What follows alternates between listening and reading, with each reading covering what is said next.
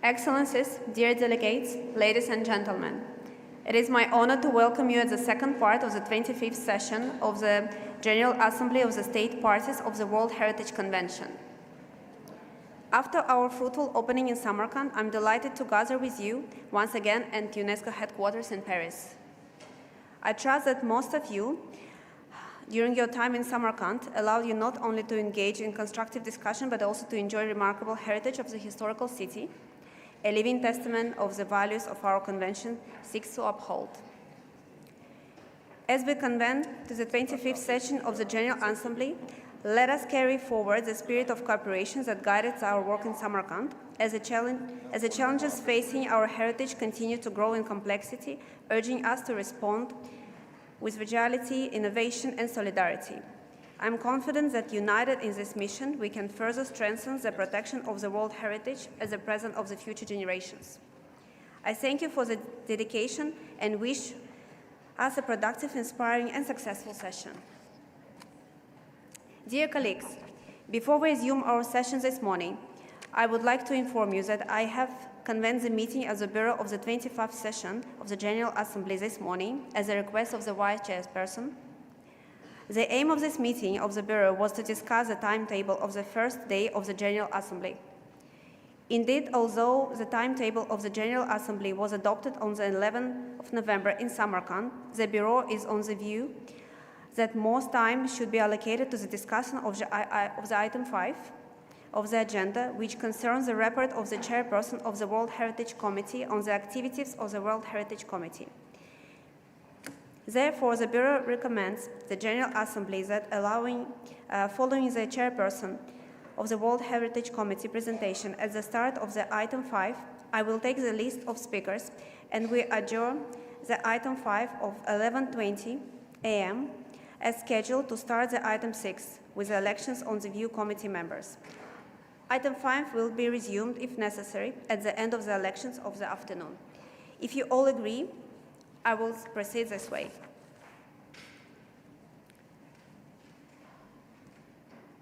No comments. I see no comments, so it is decided. Excellencies, dear delegates, let us now start the work with the item 3 of our agenda concerning the reports of the rapporteur of both 24th session and the second extraordinary session of the General Assembly, which will have been held at the UNESCO headquarters in 2023 and 2025 respectively. As you will all remember, the rapporteur of the 24th session, Mr. Unagaya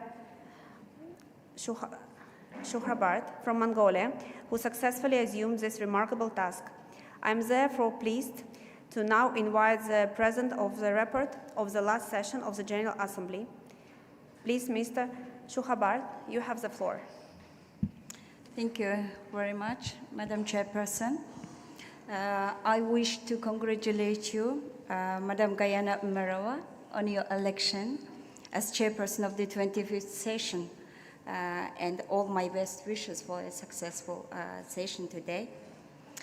I would like to present you all a summary of the key discussions and resolutions adopted by the 24th session of the General Assembly of the State Parties.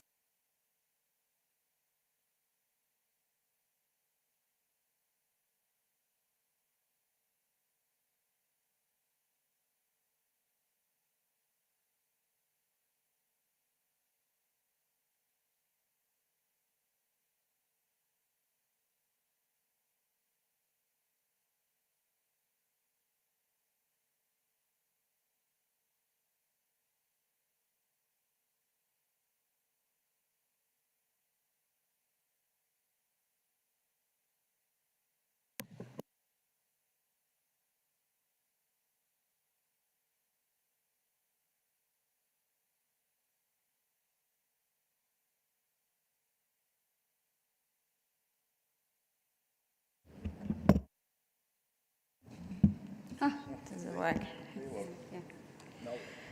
Yeah. Once again, I would like to present you all a summary of the key discussions and resolutions adopted by the 24th session of the General Assembly of State Parties to the World Heritage Convention, held on 22nd and 23rd November 2023. This important session gathered representatives from the 195 state parties to the convention and addressed present challenges and priorities in the protection of cultural and natural heritage worldwide. 24th session of the General Assembly was officially opened by the remarks from the Assistant Director General for Culture, Mr. Ernest Otton, who emphasized the urgency of responding to global threats such as climate change, armed conflicts, and biodiversity loss. He also praised initiatives like the Revive the Spirit of Mosul initiative. During the opening, His Excellency Ms. Paula Alves de Sousa from Brazil was elected chairperson, while I had the honor of being elected rapporteur. Iraq, Norway, Poland, and Rwanda were elected vice chairpersons.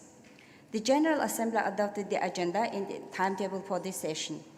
Among the agenda's highlights were the update of the policy document on climate action for World Heritage, the election of new committee members, and the revision of the rules of procedure of the General Assembly of the state parties to the convention. The General Assembly heard the report of the rapporteur from the 23rd session, who highlighted financial concerns, the need for stronger ethical principles, and adoption of the Declaration of Principles to promote international solidarity and cooperation to preserve world heritage. Dr. Abdullah Al-Tokais, as chairperson of the extended 45th session of the World Heritage Committee, held in Riyadh in 2023, presented his report. Key highlights included 42 new sites were added to the World Heritage List. Significant discussions were held on balancing the list geographically and ensuring the credibility of inscriptions. A new open-ended working group was created to reflect on means to reduce the gap of the representation of the state parties on the World Heritage List and enhance the balance of the list, to explore the possibility of using additional service providers, and to propose sustainable solutions to the financial requirements of the nomination process to implement the above, including the preliminary assessment, among other things. The importance of youth engagement and site managers networks was also reaffirmed. 9 new members were elected to the World Heritage Committee. It was Jamaica, Kazakhstan, Kenya, Lebanon, Republic of Korea, Senegal, Turkey, Ukraine, and Vietnam. The General Assembly also approved the World Heritage Fund accounts for the 2021 period and set the contribution rate at 1% of each member state's contribution to UNESCO regular budget, rate maintained for an indeterminate period. Member states were reminded of their legal obligations to pay assessed contributions and were encouraged to make additional voluntary contributions, especially for the Secretariat, staffing, and evaluation mechanisms.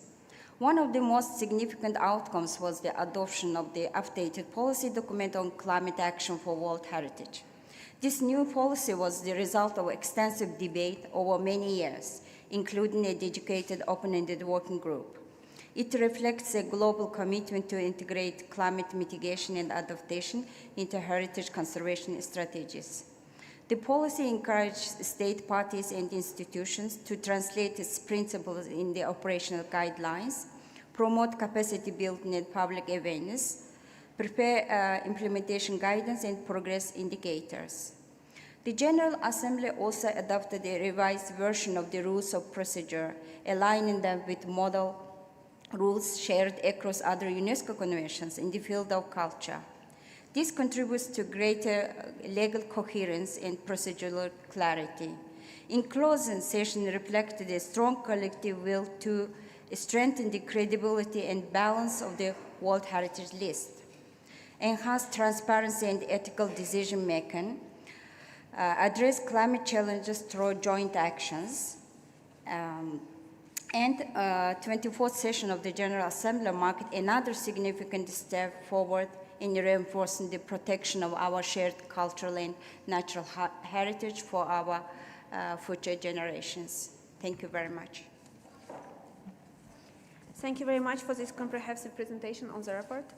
On behalf of the General Assembly, I would like to congratulate you, Mrs. Sohbatar, for this hard working on the session of the 24th session of the General Assembly. Thank you. I propose that the General Assembly take note of the report by the rapporteur of the 24th session and invite the Secretariat to show the draft resolution on the screen. Is it?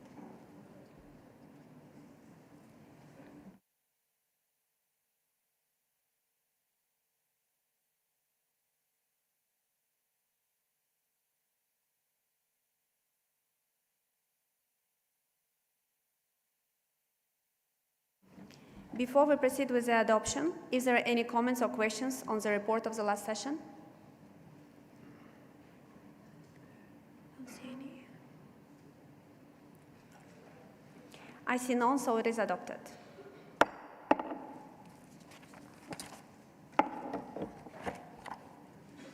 Dear colleagues, let us move to the report of the rapporteur of the second extraordinary session of the General Assembly. As you all remember, Mr. Gabriel Montana Miranda from the Nicaragua is one of who remarkably served as a rapporteur of the second extraordinary session of the General Assembly held at the UNESCO headquarters in March 2025. Unfortunately, Mr. Montana Miranda is not in the position to be with us today to deliver this report. However, he has provided the Secretariat with his report of the last extraordinary session of the General Assembly.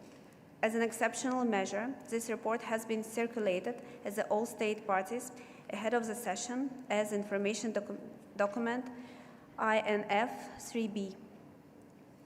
Dear colleagues, on behalf of the General Assembly, I would like to congratulate Mr. Montana Miranda for his hard work, and I propose the General Assembly to take note of the report of the rapporteur of the second extraordinary session, and I invite the Secretary to show the draft resolution on the screen.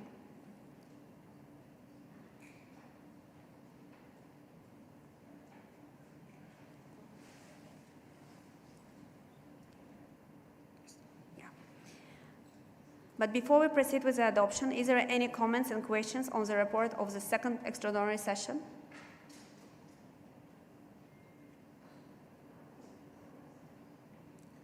No. I see none, so it is adopted.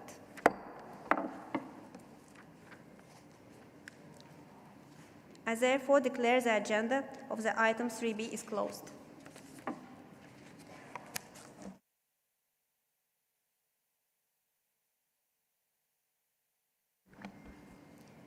Dear colleagues, we are now getting to the item 4A and 4B in our agenda. Indeed, as a request of the Rule 26 of the Rule of the Procedures adopted in 2023, the summary records of all the statements made during the plenary meeting of the session of the General Assembly must be prepared by the Secretariat for approval of the opening of the next session. Therefore, item 4A and item 4B were added to the agenda for the approval of the summary record of both 24th session and the second extraordinary session of the General Assembly, which have been held at UNESCO headquarters in 2023 and 2025 respectively. If you all agree, I would suggest that we examine the item 4A and 4B at the same time.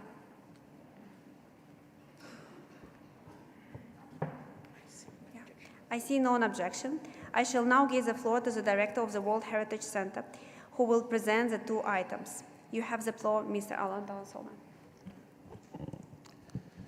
Thank you very much, Madam Chairperson, and good morning to everyone. Welcome to the headquarters for the second segment of our General Assembly. Madam Chairperson, distinguished representatives of all state parties, as I indicated on 11 November when presenting the provisional agenda, item 4A and 4B were added following the adoption of the harmonized rules of procedure in 2023, in which a new provision in Rule 26 stipulates that the summary records of all statements made during the plenary meetings of the Assembly shall be presented for approval at the opening of the next session. So under item 4A, the draft summary records of the 24th session of the General Assembly at UNESCO headquarters on 22 and 23 November 2023 were uploaded on the World Heritage Center's webpage of the 24th session on 12 January 2024. And under item 4B, the draft summary records of the second extraordinary session of the General Assembly heads at UNESCO headquarters on 17 March 2025 in this room were uploaded on the World Heritage Center's webpage of the second extraordinary session on 21st July 2025. So that's all what I wanted to say, and thank you very much, Madam Chairperson. Thank you very much for your presentation. Dear colleagues, is there any comments on this item?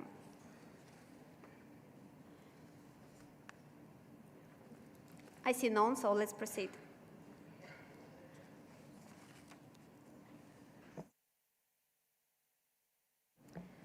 I now invite you to adopt the draft resolution 25GA 4A, but before doing so, I would like to ask Rapporteur if he has received any amendments on the draft resolution proposed. Thank you, Madam Chair. I haven't received any amendments. Thank you. Is there any comments or questions on the draft resolution in the room?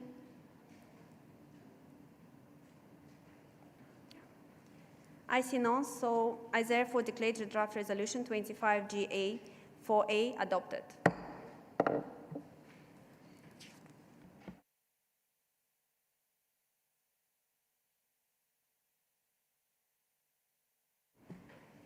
Dear colleagues, I now invite to adopt the draft resolution 25GA 4B, but before doing so, I would like to ask the Rapporteur if he has received any amendments on the draft resolution proposed. Thank you, Madam Chair. There are no amendments to this draft resolution. Thank you.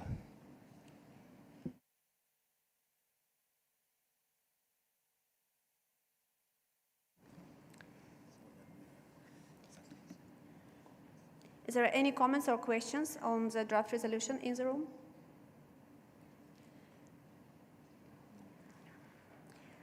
I see none. Therefore, I declare the draft resolution 25GA 4B adopted. I therefore declare agenda item 4A and 4B closed.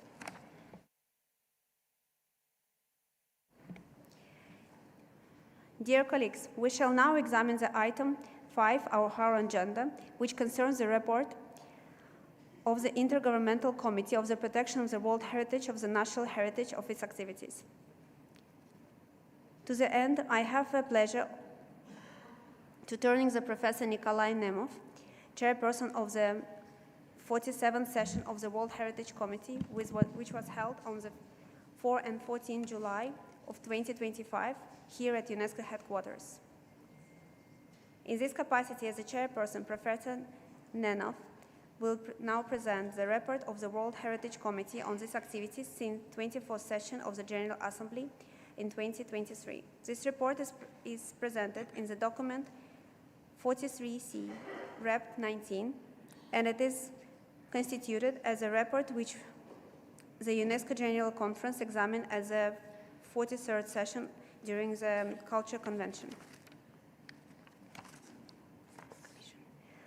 Please, Professor Nemov, the floor is yours. Thank you very much, Madam Chairperson, for giving me the floor. Excellencies, distinguished delegates, dear colleagues, dear friends. I am very honored to be with you on the occasion of the 25th session of the General Assembly of the State Parties to the World Heritage Convention. I am pleased to address this assembly and present my report in my capacity as chairperson of the 47th session of the World Heritage Committee. I would like to express my gratitude to Bulgaria for proposing me as chairperson of the 47th session of the committee. I also would like to thank all the committee members for electing me and the bureau members that have accompanied and supported me during my mandate. This report consists of the main activities and decisions taken by the committee since the 24th of session of the General Assembly, which was held in 2023. It is based on the document 43C/Rep/19, which has been presented earlier this month to the General Conference. On 22nd of July 2024, Nauru became the 196th states party to the Convention. With this new ratification, the UNESCO World Heritage Convention nears universal recognition as one of the most ratified legal instruments in the world. I would like to express my gratitude to each and every one of you for your continued and constant commitment to the preservation and protection of our most precious cultural and natural heritage. Dear colleagues, the World Heritage Committee held in its 46th and 47th session, respectively from 21 to 31st of July 2024 in New Delhi, India, and from 6 to 16 July 2025 at UNESCO headquarters in Paris. I take this opportunity to thank the government of the Republic of India for hosting the 46th session and the government of the Republic of Bulgaria for its financial support to the 47 sessions. I also wish to thank the UNESCO Secretariat, the Director of the World Heritage Center, Mr. Alundo Somo, and his team for their professionalism and support instrumental to the successful organization of these committee sessions. I also would like to sincerely thank His Excellencies Mr. Vishal Sharma, India, who has brilliantly chaired the 46th session in 2024. Ladies and gentlemen, over the past 2 years, significant progress has been achieved in the implementation of the Convention, particularly as concerns the representativeness of the list and support for the state parties and the most vulnerable populations. This report is structured around the strategic objectives of the Convention. First, regarding the credibility of the World Heritage List, since the 24th of session of the General Assembly, 50 properties have been inscribed on the list, including one simultaneously on the list of the World Heritage in danger. Furthermore, the committee has approved the extension of 4 properties already inscribed. The list now counts 1,258 properties located in 170 states parties.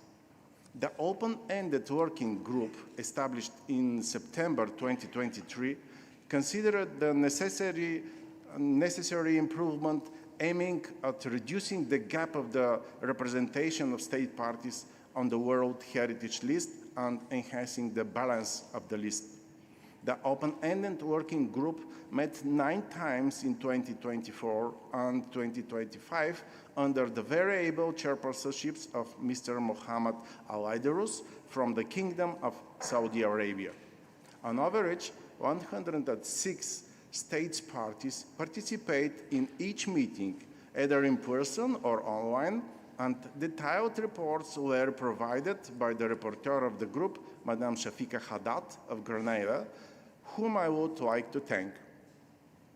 The committee reviewed the outcomes of the group at its 46th and 47th sessions, and a total of 25 recommendations were adopted, setting a momentum to reducing gaps, strengthening the representativeness of heritage of outstanding universal value, achieving a balanced and credible World Heritage List, and supporting the aspiration of state parties not represented or underrepresented on the World Heritage List, notably in Africa and SIDS, but also wherever necessary. The committee also launched a reflection on the concept of authenticity with a first international conference that took place in Nairobi, Kenya in May 2025 and resulted in the Nairobi Outcome Document.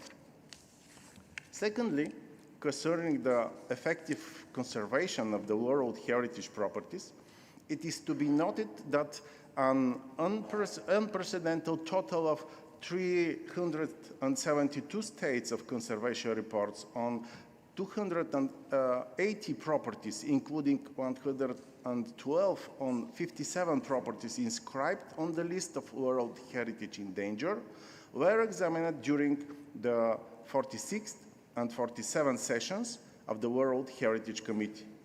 Since the 24th session of the General Assembly 2023, one property has been inscribed on the list of World Heritage in danger, and 4 properties have been removed from it: the Niokolo Koba National Park, Senegal; Abu Mena, Egypt; the Old Town of Gadames, Libya; and the rainforest of the Atsinanana, Madagascar.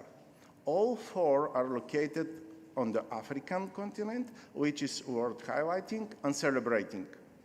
Today, World Heritage properties face a wide range of conservation issues, such as emergency situation resulting from conflicts, development pressures, climate change, and invasive alien species. To ensure effective protection of World Heritage properties, an inclusive process in which all stakeholders are duly involved is crucial. In this regard, I would also like to recall the provisions of the operational guidelines that call upon states parties to adopt a human rights-based approach and to ensure the participation of local communities and/or indigenous peoples in the implementation of the Convention. Indeed, within the framework of the World Heritage Convention, states parties hold the primary responsibility to ensure respect for the rights and welfare of communities in their action to protect World Heritage properties on their territories. Human rights-based approach to the Convention and management of the World Heritage are a matter upon which the UN Special Rapporteur on the issue of human rights obligations relating to the enjoyment of a safe, clean, healthy, and sustainable environment has been very attentive for the past few years. Thirdly, the promotion and development of effective capacity building in states parties was a major subject of our decisions.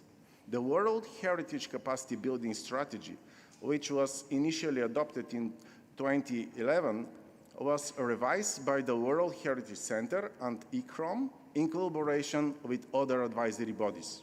This inclusive and participatory process involved the World Heritage-related Category 2 centers and based on the results of the periodic reports that were submitted by the national focal points and site managers. During its 47th session, the committee adopted the revised World Heritage Capacity Building Strategy 2025-2035 and requested that a refined version of the strategy be submitted to the committee at its 48th session in 2026 to reflect the results of regional consultations. Capacity building is a vital need for the Convention, which has also been emphasized in several recommendations stemming from the open-ended working group meetings. And fourth, with regard to awareness raising and communication, it should be noted that in 2024, the visits to the World Heritage Center website represented nearly a third of the total UNESCO page views, with an average of over 56,000 visits each day.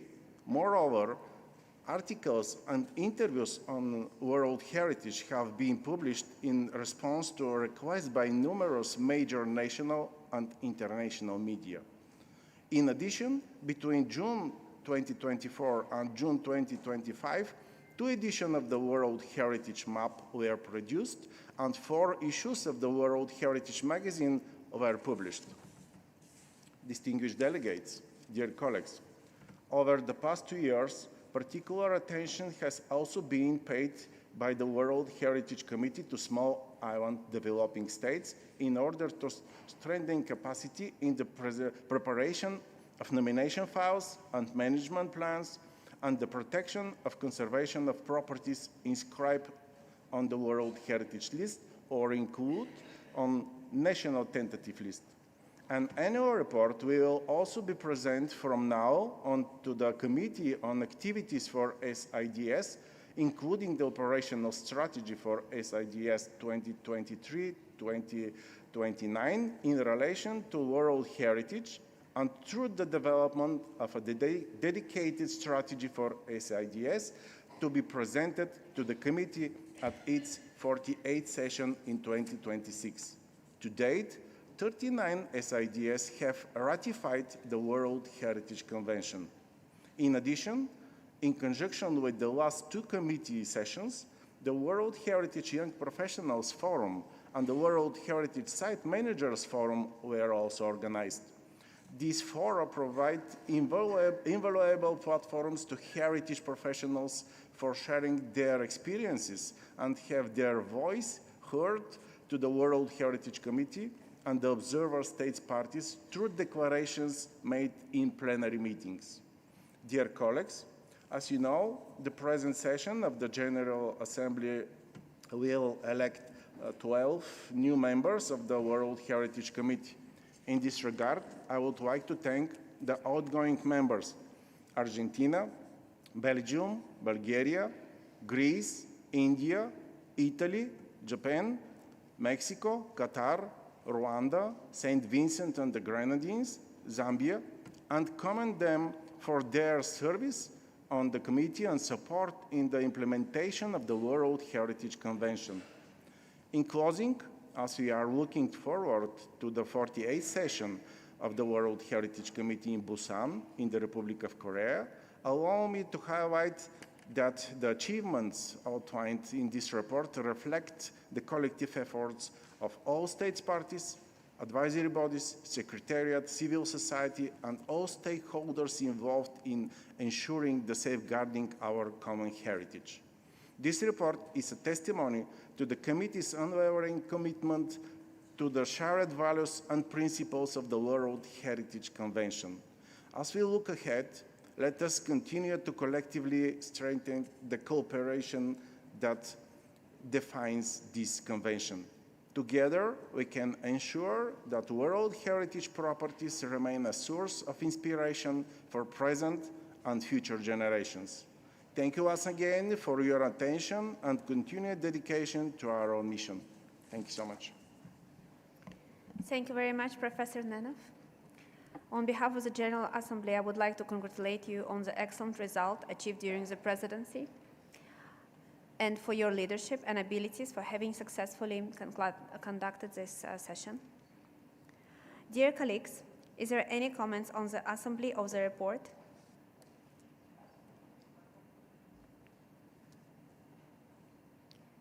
Yeah. Estonia. Estonia. Yeah, Belgium.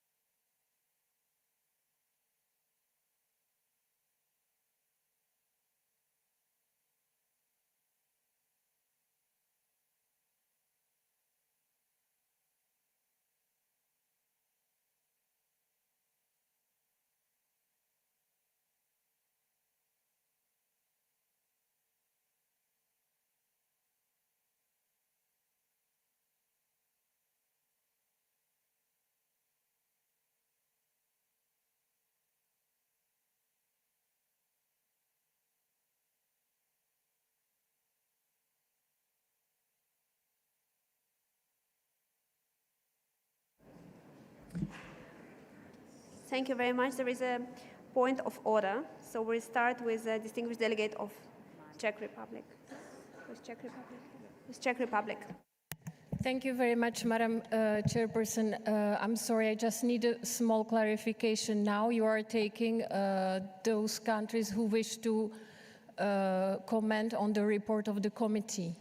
And there will be also the report from the open-ended working group, and you will open the floor for this one separately. Thank you for this clarification.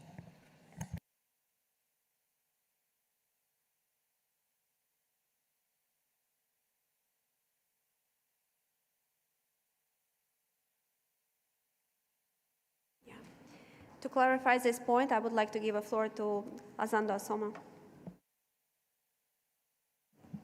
Thank you, Madam Chairperson. I think,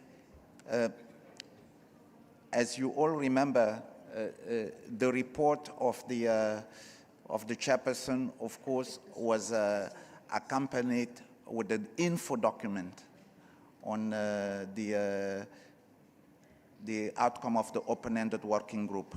So I think if you would like to comment on or intervene on the report of the chairperson and include your comments probably on this item, of course, this is the moment to do it.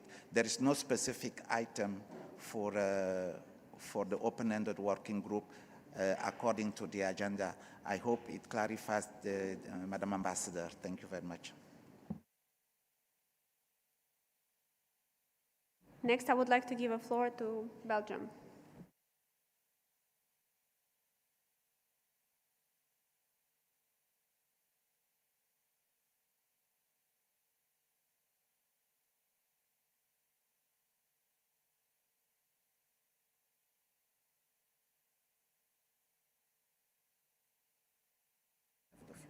Belgium, you have the floor.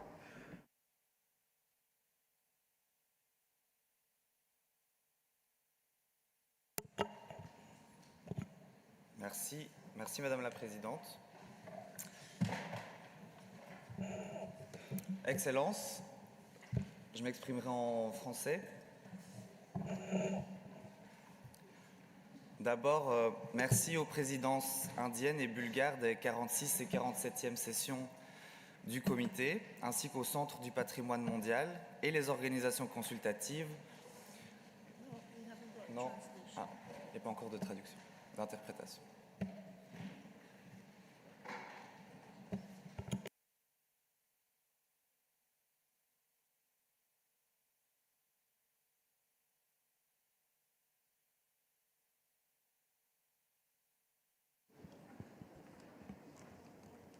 J'attends le feu vert de la présidente.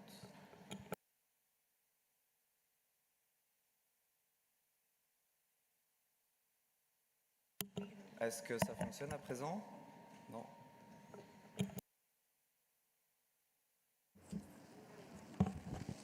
Can the technicians help us, please? We can't hear.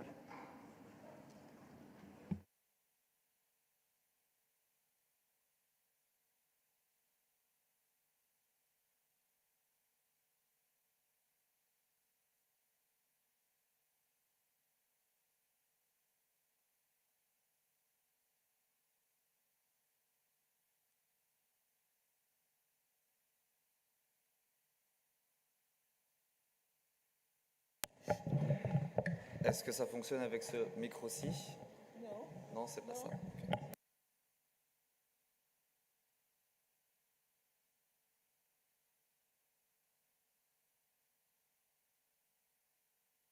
Okay. Yeah, please continue. Yeah, it's fine. Merci Madame la Présidente, Excellence. Est-ce que ça fonctionne? Ok. Bon. D'abord, merci aux présidences indiennes et bulgares. Non, ça ne fonctionne pas. Okay.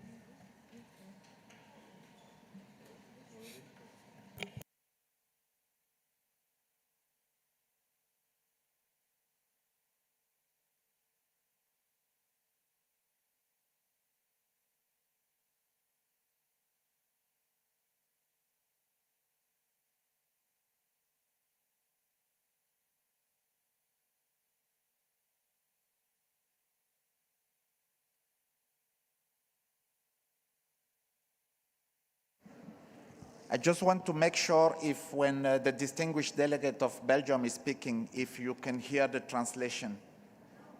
Is it okay? So it's only a problem in our, you can't hear the translation.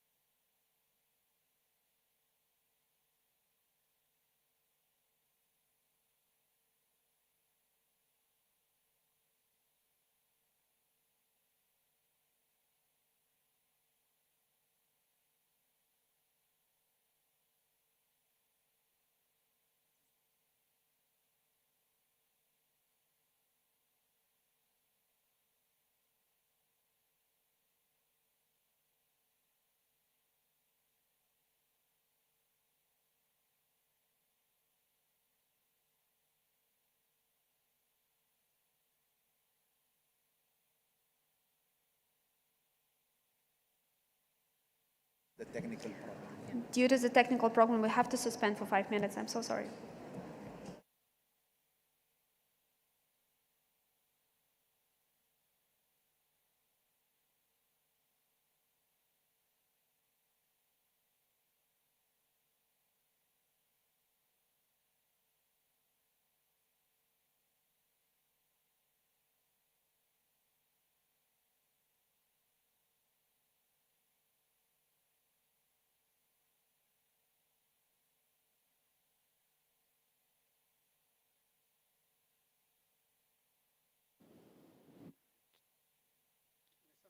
Check, check, check, check, check.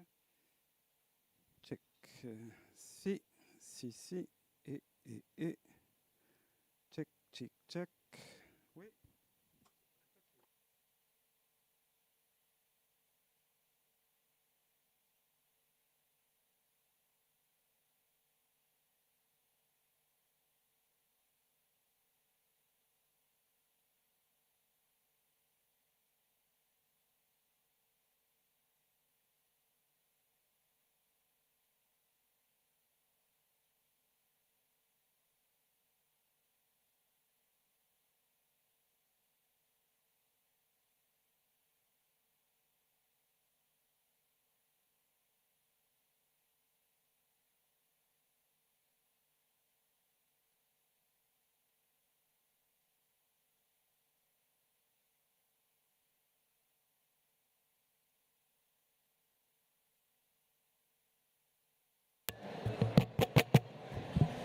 Check, check. Vous m'entendez là en cabine, les interprètes. Hey, hey, hey. Si, ça marche. Vous le recevez. Ouais, ok. Donc.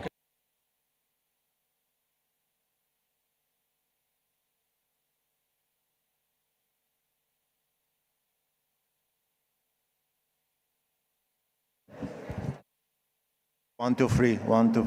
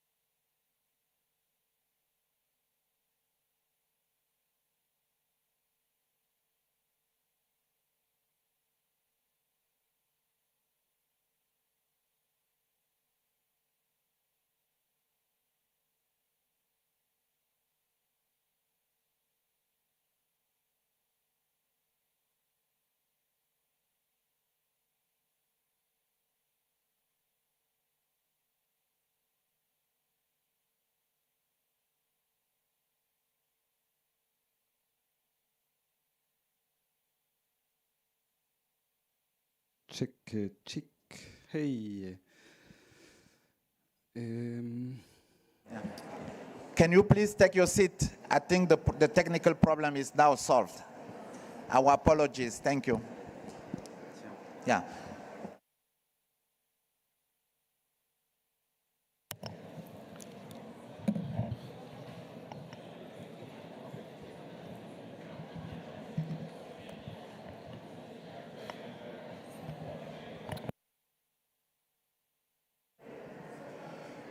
There is a point of order.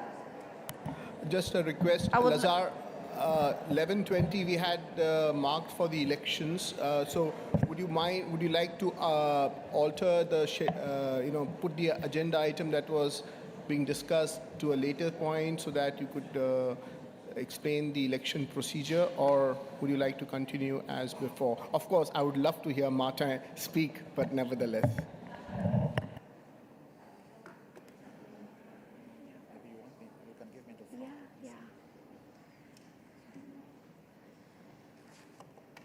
I would like to give a floor to Anda Somo. Thank you very much, Madam Chairperson. Thank you for your question, Ambassador. In fact, in the timetable, we are starting the item 6 at 11:20, which means the presentation on the modalities of the election will start at 11:20. Thank you very much.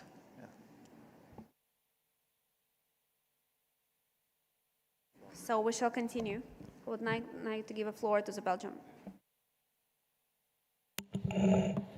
Merci Madame la Présidente, Excellence. Alors, d'abord merci aux présidences indiennes et bulgares des 46 et 47e sessions du comité, ainsi qu'au Centre du patrimoine mondial et aux organisations consultatives pour l'ampleur du travail effectué ces 2 dernières années, tel que rapporté par le professeur Nenov à l'instant.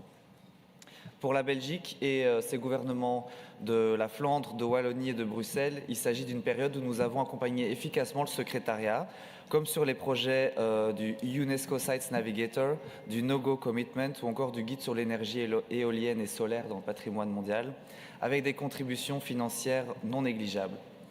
Et bien sûr, il s'est aussi agi d'un cycle particulier pour nous, où pour la seconde fois de notre histoire, notre pays était élu au Comité du patrimoine mondial.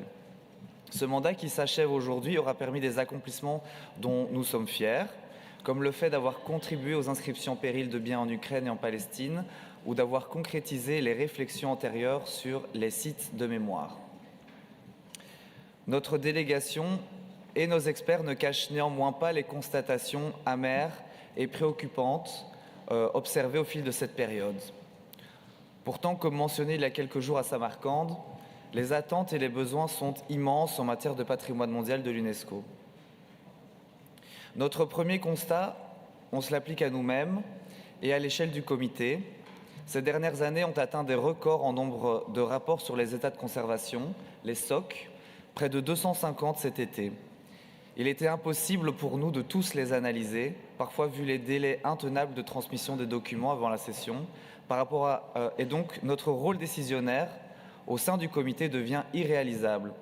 C'est très frustrant par rapport à l'engagement que l'on prend en intégrant le comité, mais c'est surtout extrêmement dangereux pour le suivi de certains sites à valeur universelle qui nécessitent une attention particulière, tandis que d'autres sont revus année après année avec toute la lourdeur que cela implique.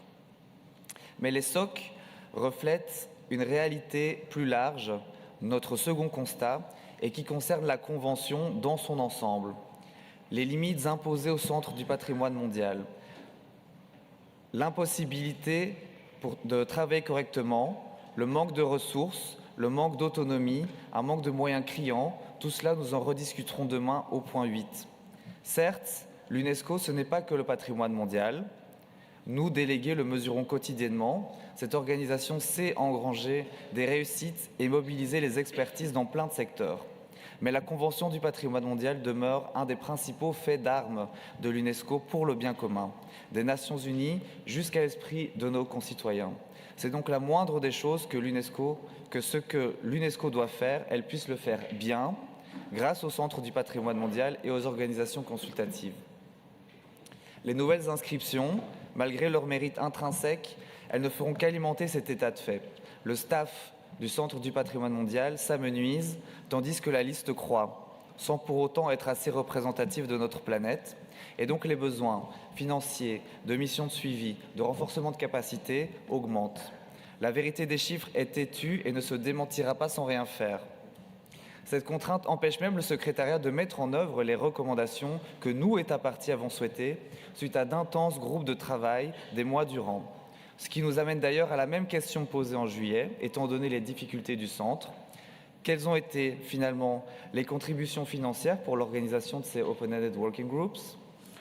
Où en est l'état des contributions pour la première phase de la gap analysis, qui était une de nos demandes phares? Ou plutôt, combien d'argent manque-t-il pour démarrer? Face à cette situation, nous félicitons d'avance et souhaitons tout le succès aux nouveaux membres élus du comité, en particulier pour le travail de leurs expertes et experts nationaux du patrimoine, car la Convention repose sur leurs compétences. Le tout dans le respect du règlement, certes, mais aussi de la déclaration de principe pour la solidarité internationale et la coopération, une déclaration qui avait été adoptée à la 23e session de cette Assemblée et qui encourage fortement les membres à ne pas proposer de nouvelles inscriptions pendant qu'ils exercent un pouvoir au sein de ce comité. Merci Madame la Présidente et encore merci à toutes les délégations et équipes avec qui nous avons collaboré si intensément ces dernières années.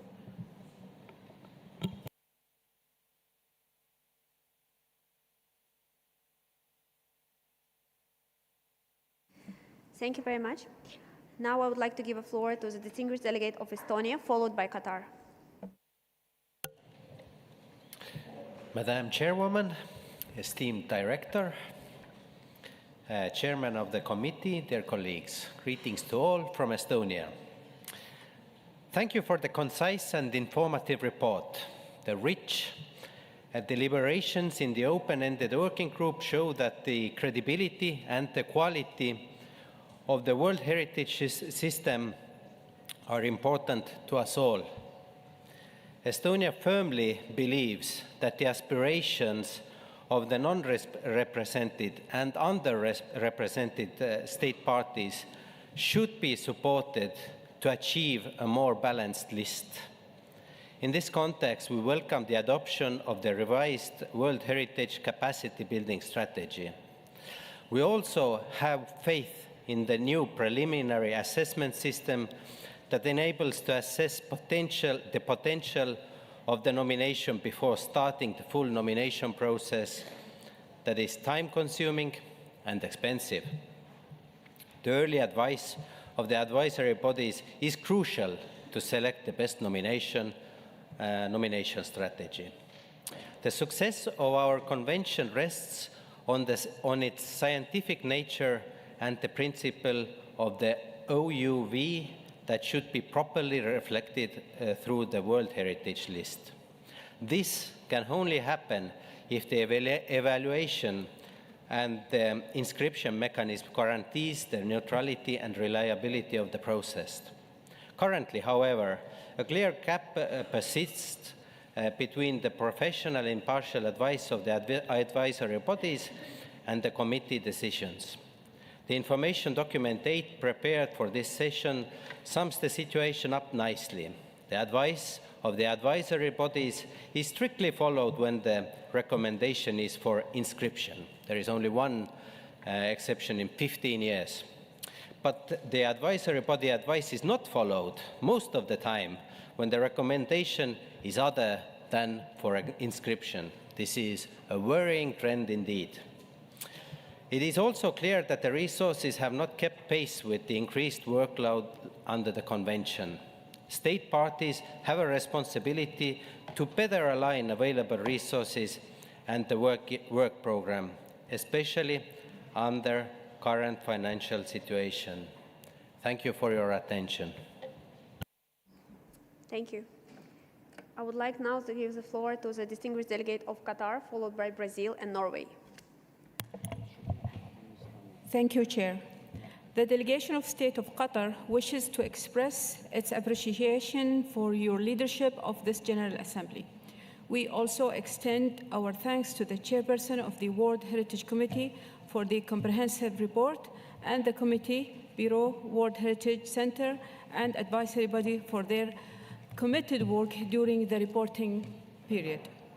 Qatar notes with appreciation the major accomplishment achieved since 24th session of the General Assembly, including the successful organization of the 46th and 47th session of the committee, the inscription of new properties, the adoption of recommendation of the open-ended working group, and the examination of underrepresented number of the state of conservation reports.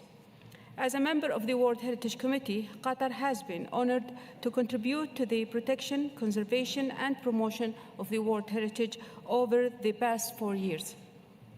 During its tenure, Qatar consistently supported constructive dialogue, concise buildings, and the technical guidance of the advisory body and the Secretariat, while working closely with state parties on conservation challenges, nomination process, and capacity building initiatives. Looking ahead, Qatar reaffirmed its strong and continued commitment to supporting the work of committee and the World Heritage Center. We remain dedicated to safeguarding cultural and natural heritage as shared global responsibilities. Chair, the State of Qatar gives its full cooperation with all partners to uphold the effective implementation of the Convention and to preserve our common heritage for the future generations. Thank you. Thank you. Now I would like to give the floor to distinguished delegate of Brazil. Thank you, Madam Chair. Brazil commends the report of the chairperson of the World Heritage Committee on the activities of the committee and thanks the works of the Secretariat and the advisory bodies along the last cycle. We note with appreciation that all stakeholders understood that the World Heritage Convention has a broader purpose than safeguarding cultural and natural heritage. It also contributes to climate justice and what we may call heritage justice. In this sense, Brazil considers as important achievements the growing focus on state of conservation of properties inscribed on the World Heritage List, the successful efforts to remove sites from the list of World Heritage in danger, as well the reflection towards a more balanced and equitable list. While I welcome the attention devoted to small island developing states, including the development of a World Heritage strategy for seeds to be presented to the committee in 2026, Brazil recalls the importance of other thematic programs, notably the World Heritage Marine Program and the World Heritage Cities Program. Thematic and regional programs remain essential tools that merit further strengthening. In Brazil's view, the reestablishment of a World Heritage Forests Program, for instance, could play an important role, especially in enhancing the dialogue between the World Heritage Convention and the other multilateral environmental agreements, such as the Convention on Biological Diversity. I thank you. Thank you for your comments. Now I would like to give the floor to Norway, followed by Australia. Thank you, Madam Chair. Norway would like to thank for the report and the chairing of the 47th session of the World Heritage Committee. We would also like to thank the rapporteur, the advisory bodies, and the dedicated staff at the World Heritage Center for their continuous efforts. We would also like to congratulate the new Director General of UNESCO, Mr. El Enani, on his election.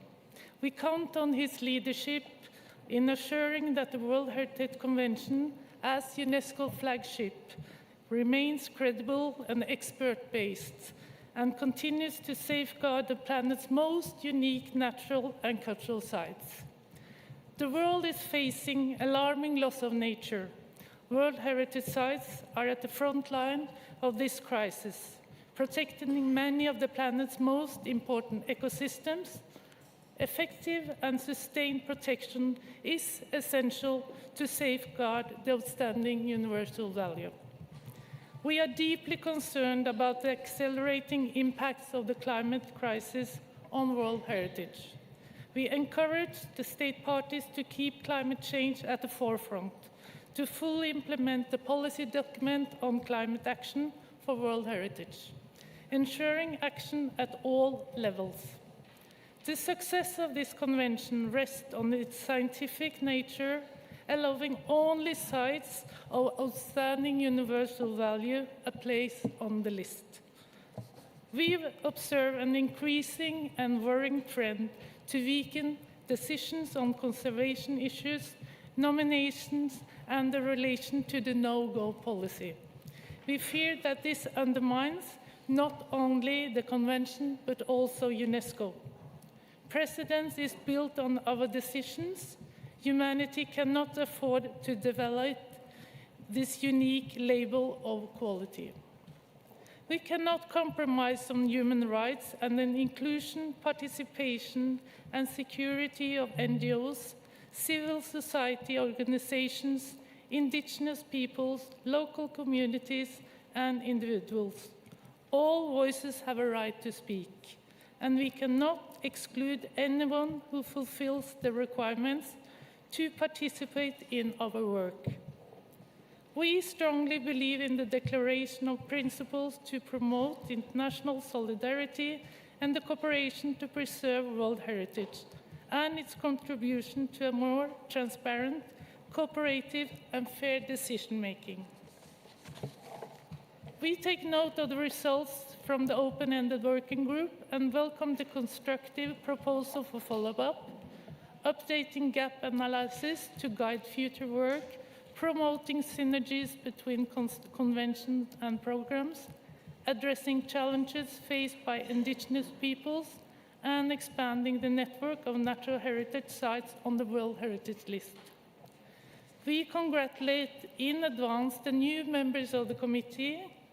We thank them for taking on this very important task on behalf of 196 state parties and our common heritage.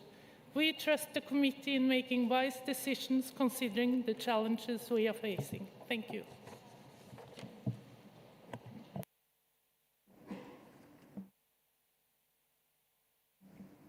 Thank you very much for your valuable comments.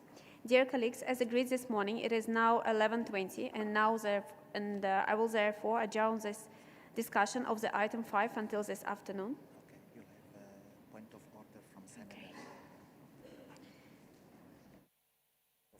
There is a point of order of Senegal. Merci beaucoup, Madame la Présidente. Juste un petit point d'ordre. Je vous serai reconnaissant de bien vouloir lire la liste des orateurs afin que nous sachions qui est sur la liste et à quelle position. Je vous remercie. Well, this is exactly what I wanted to do, actually. Yeah, I would like to. Yeah. I would like now to give a floor to Alando Asomo to read the list of the remaining speakers of the agenda item 5. The floor is yours.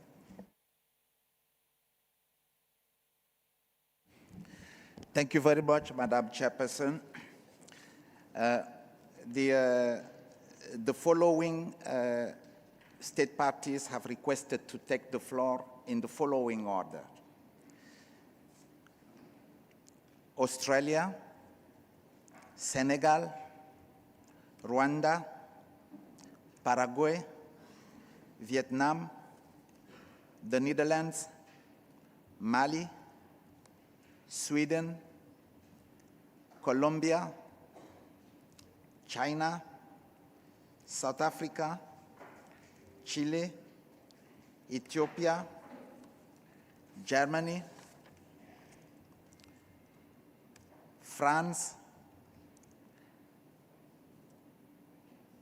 Algeria, Saudi Arabia, Czech Republic, Cuba, Mexico, and Morocco. And now I see Lithuania, India, Palestine,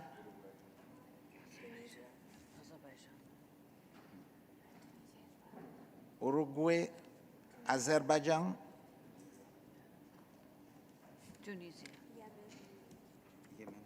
Tunisia, Yemen,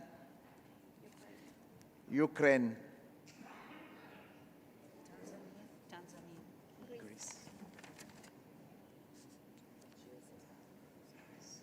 Greece, and Macedonia, not Macedonia. North Macedonia, Tanzania,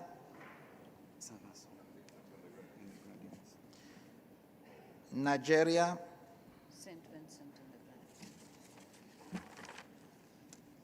St. Vincent and the Grenadines.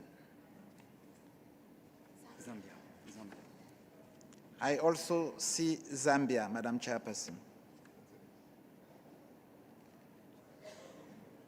And that's it.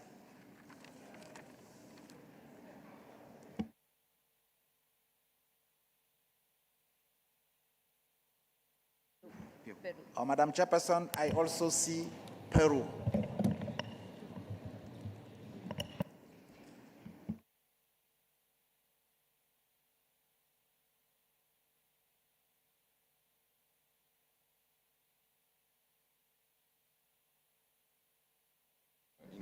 I can see a point of order. Easier, please. May I request, now that we have crossed 11:20, we may suspend this particular item if everybody agrees and go for the election schedule. I thank you.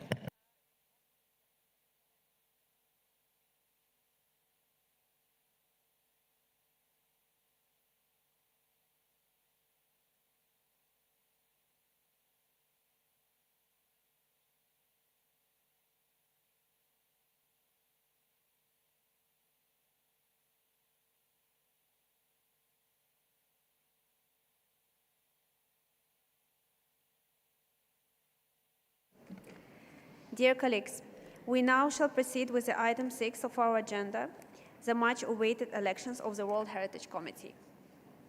Before we proceed, allow me to recall that according to the decision 7X-15, the election of the World Committee members are organized in separate rooms from the main meeting room, equipped with voting facilities and with a ballot conducted on the pre-scheduled basis agreed on the General Assembly. Allow me to also call some important information. As you know, this election has 12 seats to be filled. They are left vacant by the following ongoing members of the committee, which are as following: Argentina, Belgium, Bulgaria, Greece, India, Italy, Japan, Mexico, Qatar, Rwanda, St. Vincent and Grenadines, and Zambia. The following 9 members will continue their mandate until November 2027: Jamaica, Kazakhstan, Kenya, Lebanon, Republic of Korea, Senegal, Turkey, Ukraine, Vietnam.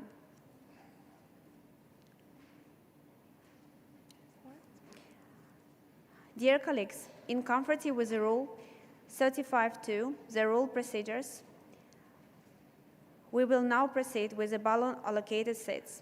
Considering the current composition of the World Heritage Committee, 3 members representing Group 4, Kazakhstan, Republic of Korea, and Vietnam remaining in the office until November 2027.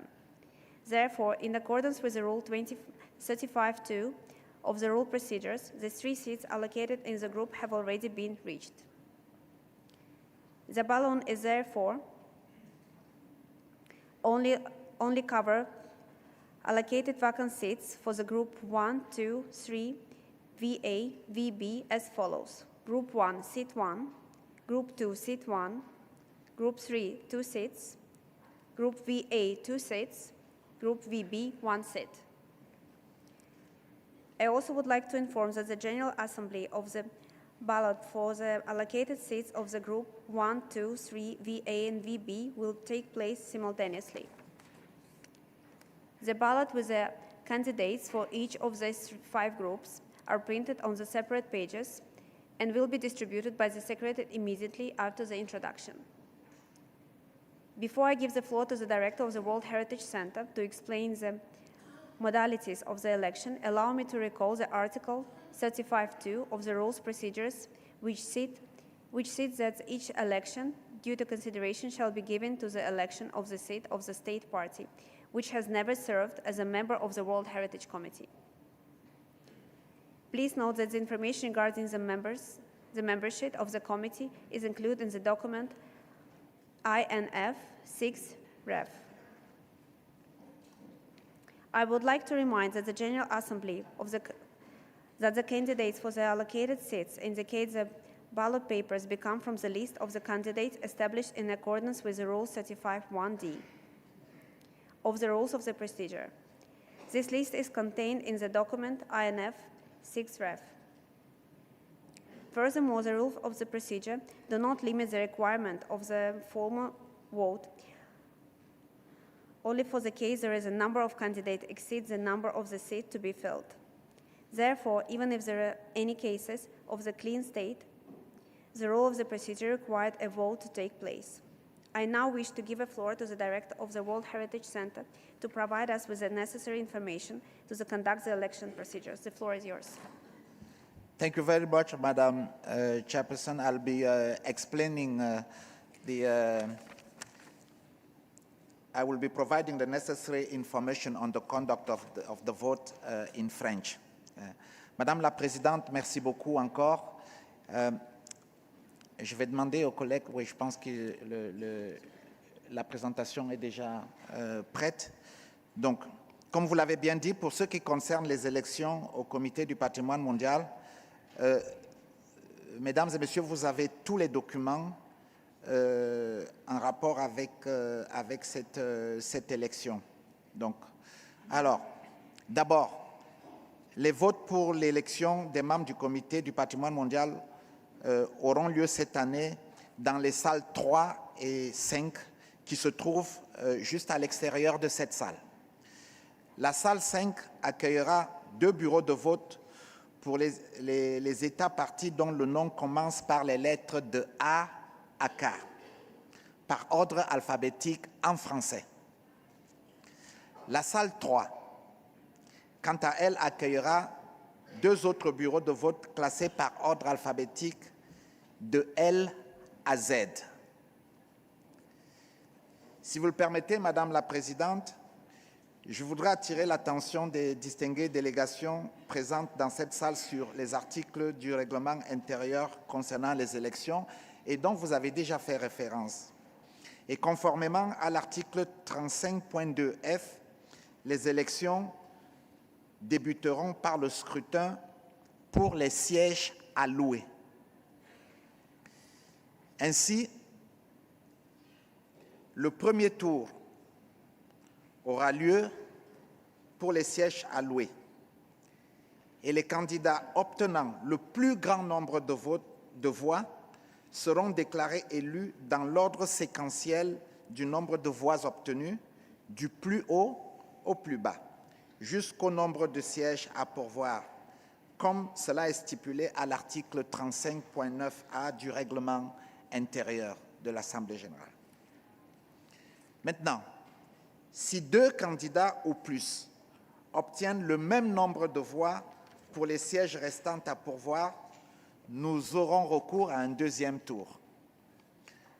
Pour les sièges attribués lors de ce second tour, les candidats ayant obtenu le plus grand nombre de voix à concurrence du nombre de sièges restants à pourvoir seront déclarés élus conformément à l'article 35.10 du règlement intérieur. Dans le cas où, au second tour, et je voudrais un peu préciser ça, 2 candidats ou plus obtiennent à nouveau le même nombre de voix et que, par conséquent, le nombre de candidats est supérieur au nombre de sièges à pourvoir, il y aura un tour de scrutin supplémentaire, mais qui sera strictement limité à ces candidats. Et encore une fois, le plus grand nombre de voix de vote permettra aux candidats d'être élus. Enfin, si à l'issue de ce tour de scrutin supplémentaire, 2 ou plusieurs candidats obtiennent le même nombre de voix, ce sera à vous, Madame la Présidente, de décider entre eux par tirage au sort afin de repartir les sièges restants. Ça, c'est votre règlement intérieur de l'Assemblée générale. Comme prévu à l'article 35.f, les candidats qui n'ont pas été élus lors du scrutin pour un siège alloué seront éligibles pour se présenter au scrutin suivant, de sorte qu'ils seront automatiquement inclus dans la liste des candidats pour les sièges ouverts. À ce stade, Madame la Présidente, il vous reviendra de vérifier bien sûr auparavant si certains d'entre eux souhaitent retirer leur candidature. Lorsque tous les sièges alloués seront attribués, à ce moment-là, nous procéderons aux élections pour les sièges ouverts.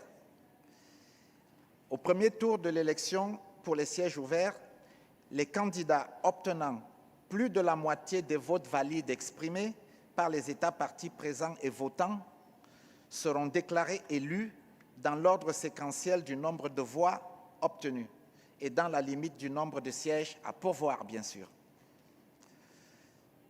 Et en cas de deuxième tour, s'il reste encore des sièges à pourvoir, ceux-ci seront attribués du plus grand nombre de voix au plus petit, à concurrence du nombre de sièges à pourvoir. Si toutefois, au second tour, plusieurs candidats obtiennent le même nombre de voix et que par conséquent, le nombre de ces candidats est supérieur au nombre de sièges à pourvoir, il y aura un troisième tour de scrutin réservé uniquement aux candidats ayant obtenu le même nombre de voix. Et à nouveau, les candidats obtenant le plus grand nombre de voix seront élus. Enfin, Madame la Présidente, si lors de ce troisième tour de scrutin, plusieurs candidats obtiennent le même nombre de voix, il vous reviendra, encore une fois, peut-être, de décider par tirage au sort de l'attribution des sièges restants. Donc, je souhaite à présent vous apporter quelques clarifications concernant aussi les bulletins de vote. Les élections sont basées sur la répartition des sièges qui sont alloués aux différents groupes électoraux. Et cette année, 5 groupes bénéficient de sièges alloués, comme vous avez dit, le groupe 1, le groupe 2, le groupe 3, le groupe 5A et le groupe 5B. Il vous sera donc remis 5 bulletins de vote distincts, avec des couleurs différentes, pour que vous ne puissiez pas vous tromper, pour faciliter cette distinction. Et on va vous demander d'encercler le ou les candidats pour lesquels vous souhaitez voter sur chacun de ces 5 bulletins de vote, dans la limite du nombre de sièges alloués à chacun des groupes. Tout sera très clairement indiqué sur le bulletin de vote. Et les bulletins et les enveloppes seront disponibles immédiatement à la fin de cette présentation au niveau du comptoir Monaco, que vous connaissez pour la plupart, juste à la sortie de la salle 2. Afin aussi de faciliter votre tâche, je voudrais vous montrer un peu quelques exemples de bulletins de vote valides. Dans cet exemple que vous voyez à l'écran, 2 sièges sont à pourvoir et 1 ou 2 candidats ont bien été encerclés. Voici à présent quelques exemples de bulletins de vote non valides. D'abord, le cas où plus de candidats sont encerclés qu'il n'y a de sièges à pourvoir. Donc, faites très attention. Ou le cas où aucune indication de vote n'est exprimée. Le cas où la délégation ayant voté s'est fait connaître sur le bulletin ou s'il y a une marque manuscrite particulière pouvant permettre d'identifier le votant. Et enfin, si le nom d'un candidat est porté plusieurs fois sur le bulletin. En ce qui concerne le scrutin pour les sièges ouverts, un seul bulletin de vote vous sera préparé, portant le nom de tous les candidats de concurrence sur ces sièges. Les élections vont se dérouler selon un calendrier précis pour les différents scrutins. Donc, le premier tour sera dédié aux sièges alloués et commencera, on va presque dire, immédiatement, et les bureaux seront ouverts, comme je vous l'ai dit, en salle 3 et en salle 5 jusqu'à 12h30. Précise. Il ne sera plus possible, et je suis désolé, de voter une fois les portes fermées. Et les résultats seront annoncés ici en salle 2 à 13h par Madame la Présidente afin de laisser suffisamment de temps aussi pour le dépouillement des bulletins. Alors, le deuxième tour de vote, bien sûr, lui aura lieu à partir de 13h jusqu'à 14h30. Et les résultats seront annoncés en salle 2 à 15h, comme indiqué, comme vous le voyez à l'écran. Et pour terminer, enfin, si un troisième tour est nécessaire, il aura lieu entre 15h et 16h15 pour une annonce de résultats à peu près à 16h30. Et bien sûr, comme nous ne savons, nous ne pourrons pas préjuger, si des tours supplémentaires sont nécessaires, eh bien, nous vous annoncerons le moment venu les horaires d'ouverture des bulletins de vote. Voilà, j'espère que j'ai été assez clair. Merci beaucoup, Madame la Présidente. Thank you very much for this clear information. Prior to the election, we have to designate the two tellers. In conformity with the Rule 35(3) of the Rule of Procedures, I would like to propose to designate Mrs. Nelly Carito, Bavarian Republic of Venezuela, and Mrs. Nazira Abrahan of Pakistan. Are you agree with the proposal? I see no objections. Thank you very much. Dear colleagues, I invite you now to proceed in the room 3 and 5 for the first ballot for the allocated seats. As you have just seen, the pointing of the station will remain open from now until the 12:30 sharp p.m. Fine. Okay. Okay. So you can just say the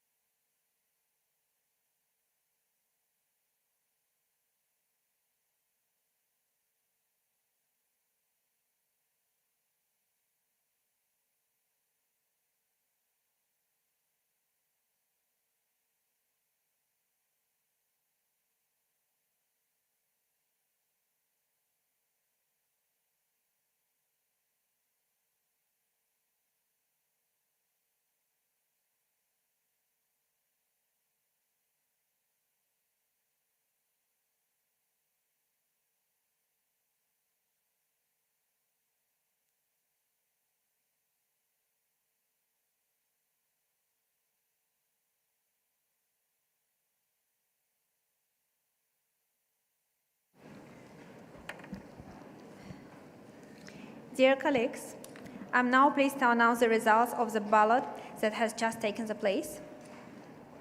Number of the ballot cast. Please put it to the screen. Yeah, it has it. Yeah. Number of ballot cast, 165. Invalid votes, 6. Abstentions, 0. Number of valid votes, 159. Majority required highest number of votes. Switzerland got 59.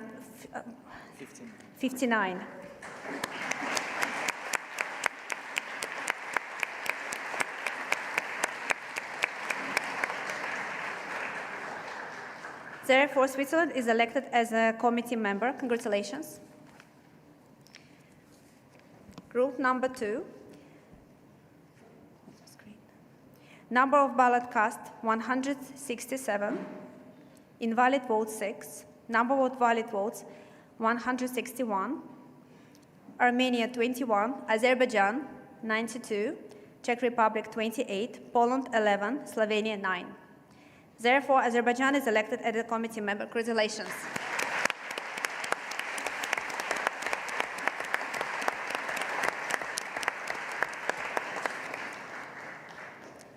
Group number 3.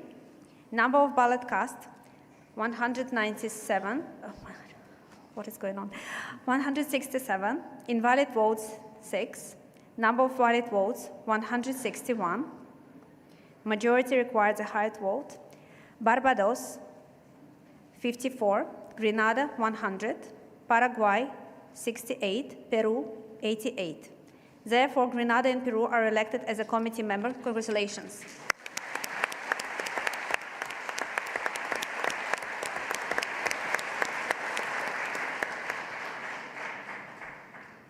Group 5A, number of ballot cast, 167. Invalid vote, 1.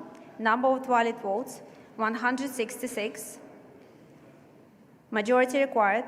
Botswana, 68. Congo, 41. Malawi, 7. Togo, 104. United Republic of Tanzania, 98. Therefore,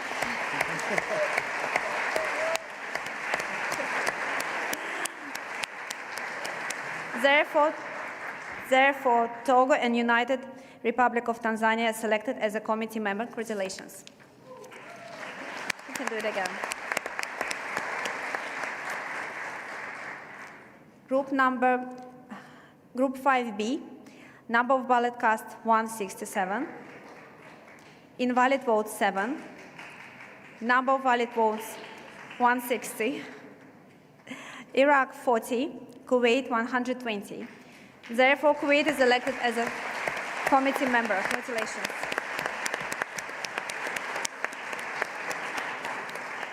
Congratulations to all successful countries. Before we proceed to the next round of the election, I would like to check whether there are any unsuccessful candidates wishing to withdraw its candidacy. Iraq? Iraq is asking the floor. Iraq. Distinguished delegates, the floor is yours. Iraq. شكرا سيادة الرئيسة.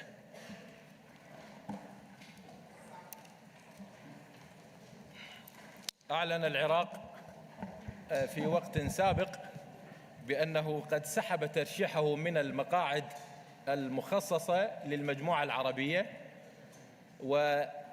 ويترشح على المقاعد العائمة، وقدمت ذلك بخطابي في المجلس التنفيذي وفي خطابي في المؤتمر العام، وأبلغت مركز التراث العالمي، وأنا بنفسي صوتت لدولة الكويت الشقيقة.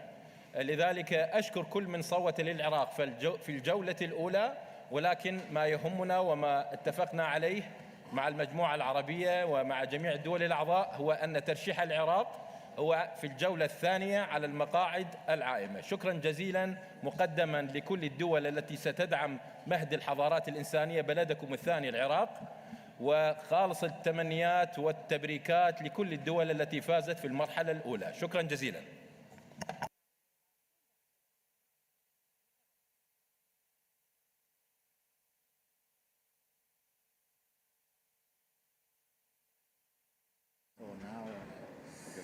So there is no.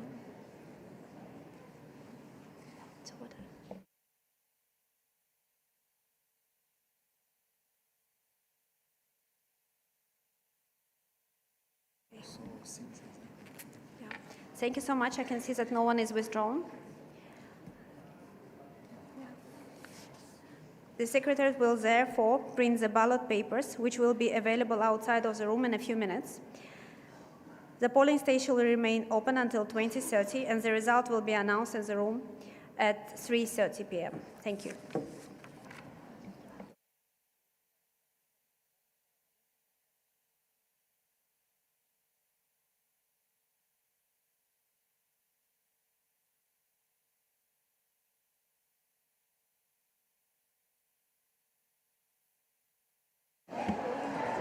Distinguished delegates, just a very quick announcement before you leave the room.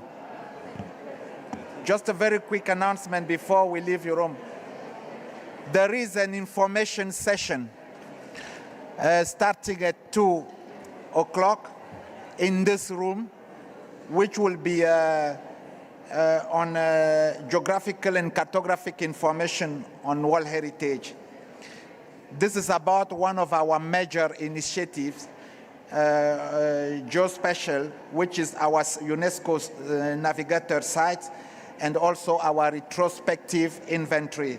So we invite you to be here at 2 o'clock for this information session to see the results of how we are working with our UNESCO navigator sites, and also on retrospective inventory. Thank you very much.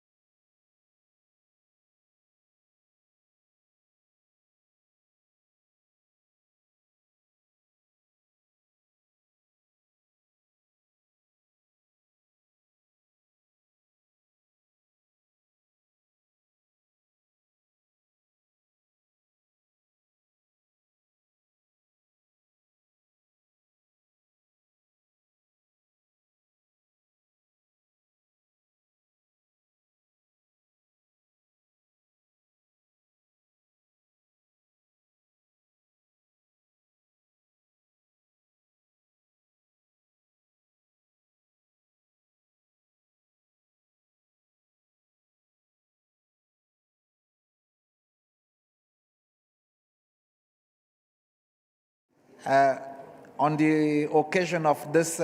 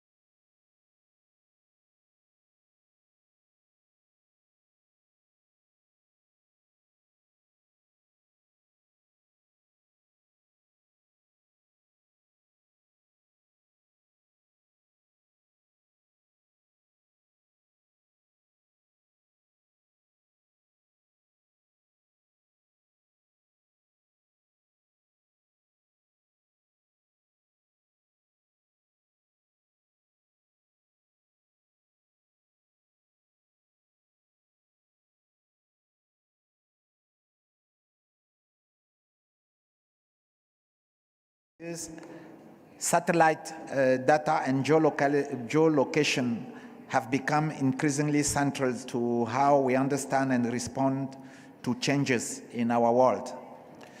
The protection of heritage is, of course, no exception to these technological advances, as they provide powerful solutions to emerging challenges across the entire heritage community, both cultural and natural.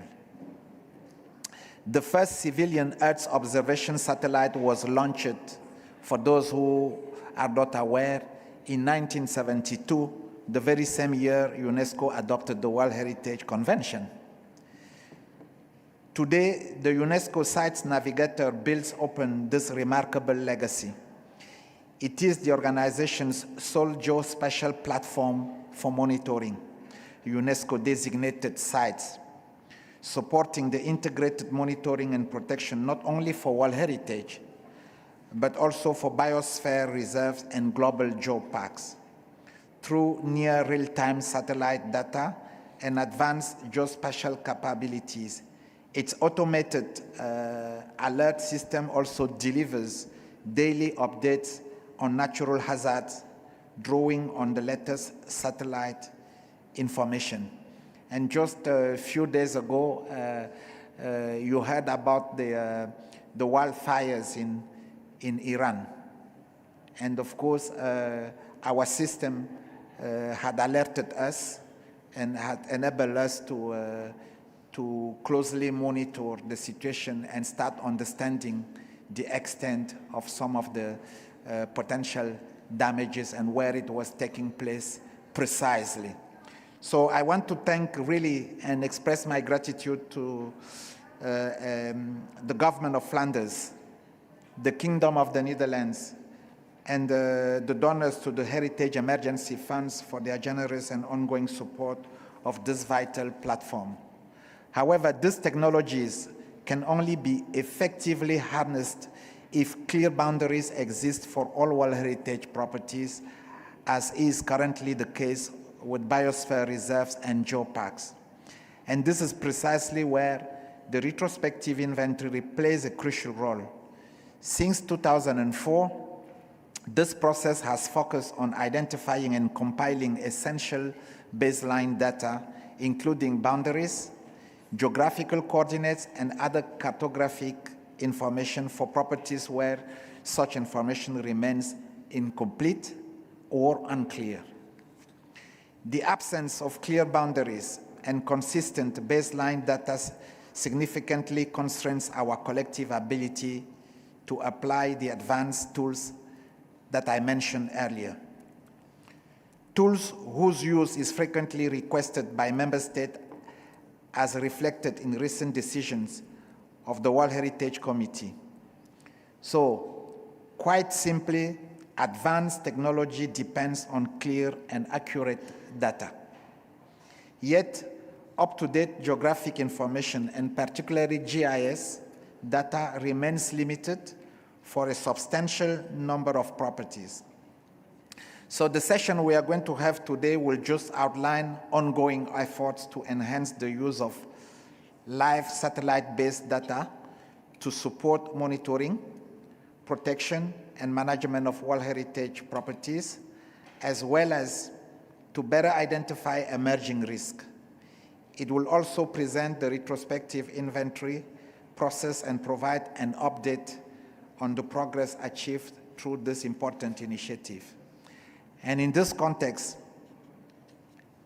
a circular letter will be issued in the coming days to revitalize the collection of cartographic information for the relevant World Heritage properties, including GIS data for all regions, building on the successful collection carried out in Africa, Europe, and North America.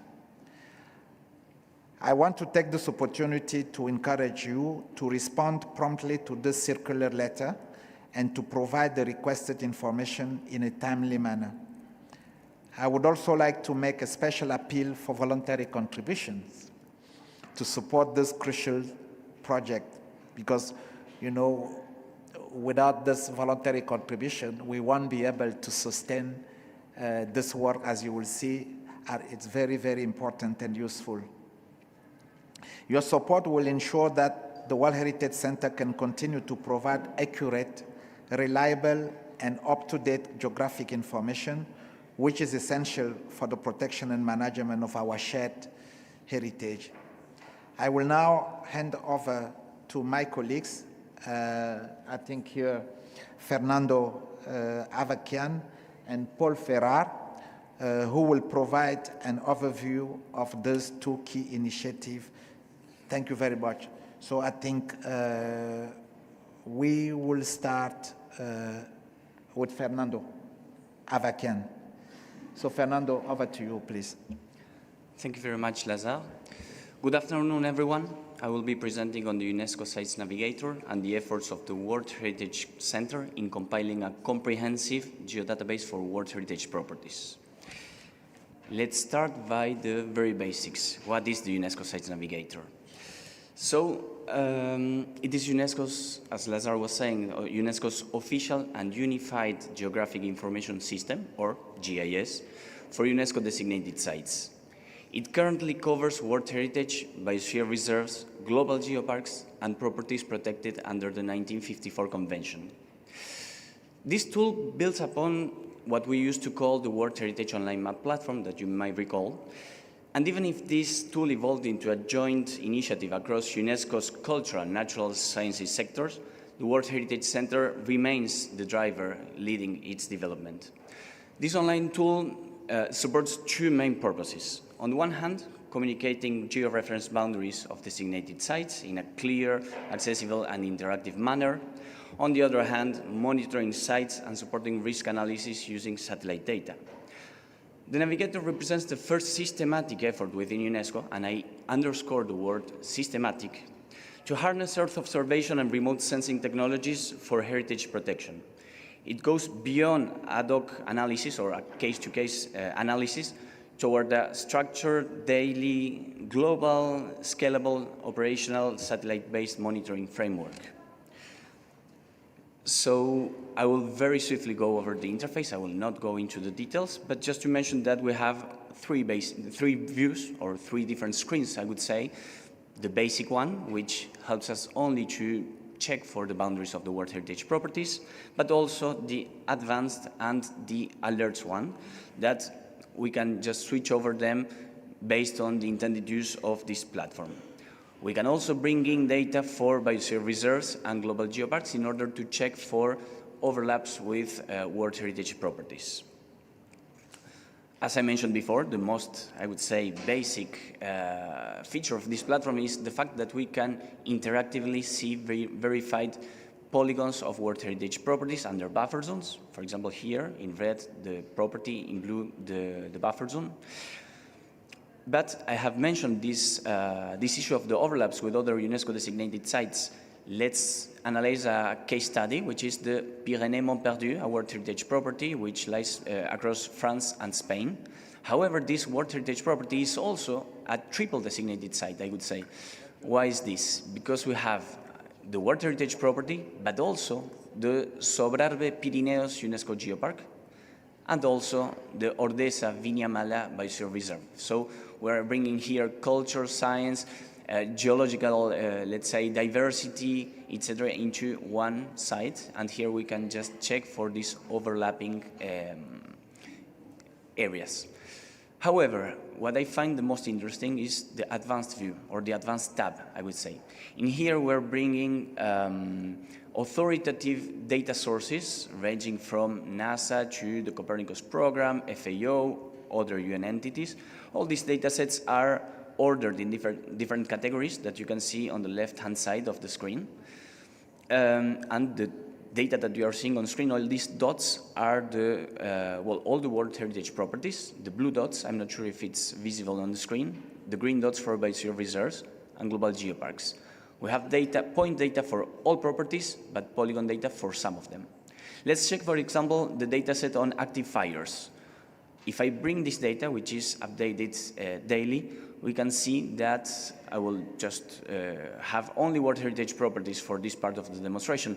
But if you see here in the WAP complex in Central Africa, in this World Heritage property, we have detected at the time of making this video this cluster of fires, a number of fires that have been detected. I'm just switching base maps here just for the sake of visualization. But we can check data on these events, on this cluster of fires. We can also look at the historic of these, let's say, hotspots that have been detected in the last 7 days to see all these fires that were detected within the World Heritage Site.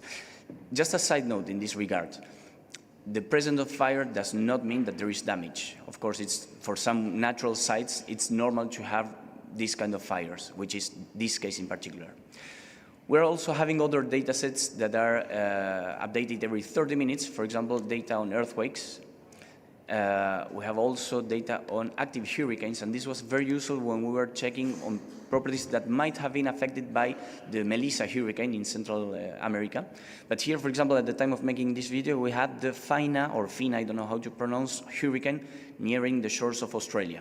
Here we can see both the observed and forecast position and path of this hurricane, and we can see that we have some World Heritage properties in Australia not that far from the path of this hurricane. Again, the idea is monitoring what could be going on. We can also literally see the cloud and storm data, or the cloud maps actually, to follow the hurricane updated every 10 minutes.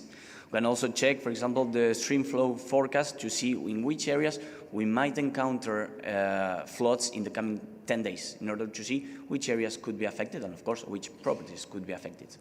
But not all these data sets pertain to near real-time data sets, but also some that gives us a snapshot of what happens or happened in the past. This is the Pantanal Conservation Area. This is both a World Heritage property and a biosphere reserve. For biosphere reserves, we have different zonations, core zones, buffer zones, transition zones, but the property overlaps greatly with the World Heritage site. So this site has been very heavily affected by fires, especially in 2023. So what we can check here is the changes on land cover in order to assess this damage. In 2017, we see that this flooded vegetation area, the green light one, covers extensive parts of the property, and this is in 2017. However, we can check that in 2024, according to satellite data, these flooded vegetation areas shrunk. That is, these areas that are key to the OUV of this natural site have shrunk because of fires, and this has been confirmed by different on-the-ground sources. So this is a snapshot. This is static data that helps us understand how some specific hazards can affect World Heritage sites. I will not go into the detail of all the data sets, but just to mention that there are many of them that pertain to climate change. This is IPCC's projection under different scenarios for temperatures change, precipitation change, sea level rise, etc.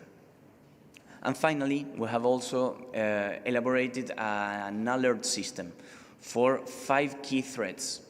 These are fires, vegetation disturbance, earthquakes, tsunami alerts, and coral stress. It is very important to stress that these alerts helps us direct our attention to events that might be hazardous, but they do not, I stress this, they do not confirm actual damage, but rather possibly hazardous conditions.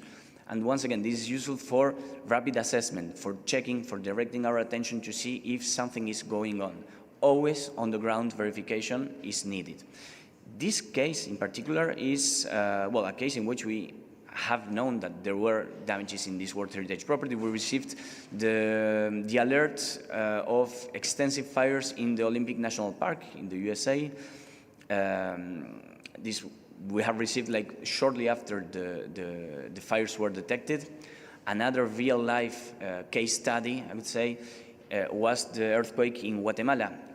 Hours after the earthquake, we received the automatic alert saying these are the properties that, taking into account the location of the epicenter, the soil type, and different parameters, these are the properties that might have been affected. What we did afterwards was liaising with the relevant field offices in order to check if there was damage on these cultural properties. All the thresholds for these alerts have been very carefully outlined with our colleagues from the natural sciences sector, because we are taking into account a lot of parameters. Not all fires are hazards, not all earthquakes are dangerous, so we are filtering out a lot of different events. One last example, what we are seeing on screen is the Great Barrier Reef. For this property, and with all properties that involve coral reefs, we are daily measuring the temperature of the water in order to receive coral bleaching alerts. That is, satellites are measuring the temperature of the water, and if they remain hot after, for example, 1 week, one can safely assume that there is coral bleaching event. That is, that given that the water temperature is higher than the threshold of tolerance, it's very likely that there is coral mortality. So we receive the coral bleaching alert. I will not go too much into detail on that regard, but I'm happy to discuss this if anyone is interested. One last thing, we have also this interface for mobile phones. So most of the things I was explaining a minute ago, we can also check on mobile phones. For example, we have access to all these near real-time data sets. And we can also, of course, filter World Heritage properties nearby in order to see actually if we are within or outside a World Heritage property. For example, now we are going to Colonial City of Santo Domingo, and these are the boundaries as adopted by the World Heritage Committee. We can access this interface on our mobile phones as if it was a regular web application or mobile application in different languages, for example, French, Spanish, Portuguese, English, etc. This is very useful for site managers. For example, well, we're having soon an event with firefighters in a given World Heritage property in order to show how to use this to locate fires around the user via geolocation, as if it was, for example, an application like Google Maps, etc. How to access the platform? Very easily. You can access via the World Heritage List website or via the main UNESCO.org webpage under lists and designations, or, to be honest, I always Google it, it's easier. But there's always a but. For even better results, we need GIS polygon data. So the data collection started initially with Africa and Europe and North America regions. Had started collecting the data in order to create the pilot of what exists today. And now in the coming days, we are going to launch a circular letter on geographic data in general, but in particular launching the GIS submissions for all regions. The following is very important. GIS polygons must reflect the most recent boundaries adopted by the World Heritage Committee. We cannot upload any polygon that diverges from this limitation. And the following is also very important, and this relates to the next presentation. Sites undergoing boundary clarification cannot be displayed on the platform until the committee adopts the clarification. So what data do we currently have online? I mentioned before that we have point data, just the coordinate points for all World Heritage properties, but polygon data for some of them, mostly in Africa and Europe and North America. For Africa, we have gotten 58%, or data for 58% of all properties in the region. However, there is 21% of these properties that cannot have their GIS online because they are pending clarification of boundaries. For Europe and North America, we have gotten 74% of all properties in the region. However, only 46% is online because the remaining 28% of available GIS data at the World Heritage Center is pending boundaries clarifications, so cannot be online. So all in all, for the time being, and I'm hopeful that this will change very soon with the circular letter that we're circulating very soon, for the time being, we have polygon data of only 30% of all World Heritage properties worldwide. Just as a way of comparison, our colleagues from natural sciences sector, well, we have to admit that they're doing a little better than us. It's not a competition, of course, but we have 40% of all biosphere reserves online, whereas we have also 86% of all global geoparks on the UNESCO Sites Navigator. There are many reasons for this. It's easier sometimes to get data for natural sites rather than for cultural sites. They have fewer sites as well. Well, it's required in their, at the time of their designation to provide this GIS data, but we are moving towards having similar rates of data online. Takeaway messages, and with this I'm over. Yes, the World Heritage Center is enhancing its satellite monitoring capabilities as required by the World Heritage Committee, but also other governing bodies at UNESCO, because digitization is a recurrent topic in different, for example, sessions of the Executive Board, of course. But for this, we need comprehensive GIS polygon datasets for all properties. And I repeat, we're launching this call for data in all properties very soon. As I said before, GIS layers must align with the most updated boundaries as adopted by the World Heritage Committee, and clear boundaries are essential before a site can be published on the platform. And here I want to underline the importance of the retrospective inventory, and well, this marks a perfect transition to the next presentation, and I leave you in the very good hands of my colleague Paul. Thank you very much. Thank you, Fernando, and good afternoon, everyone. We'll now present the retrospective inventory for cartographic clarification of World Heritage Map, its process, current figure, and the future. For your information, this presentation will be available online on the website of the retrospective inventory.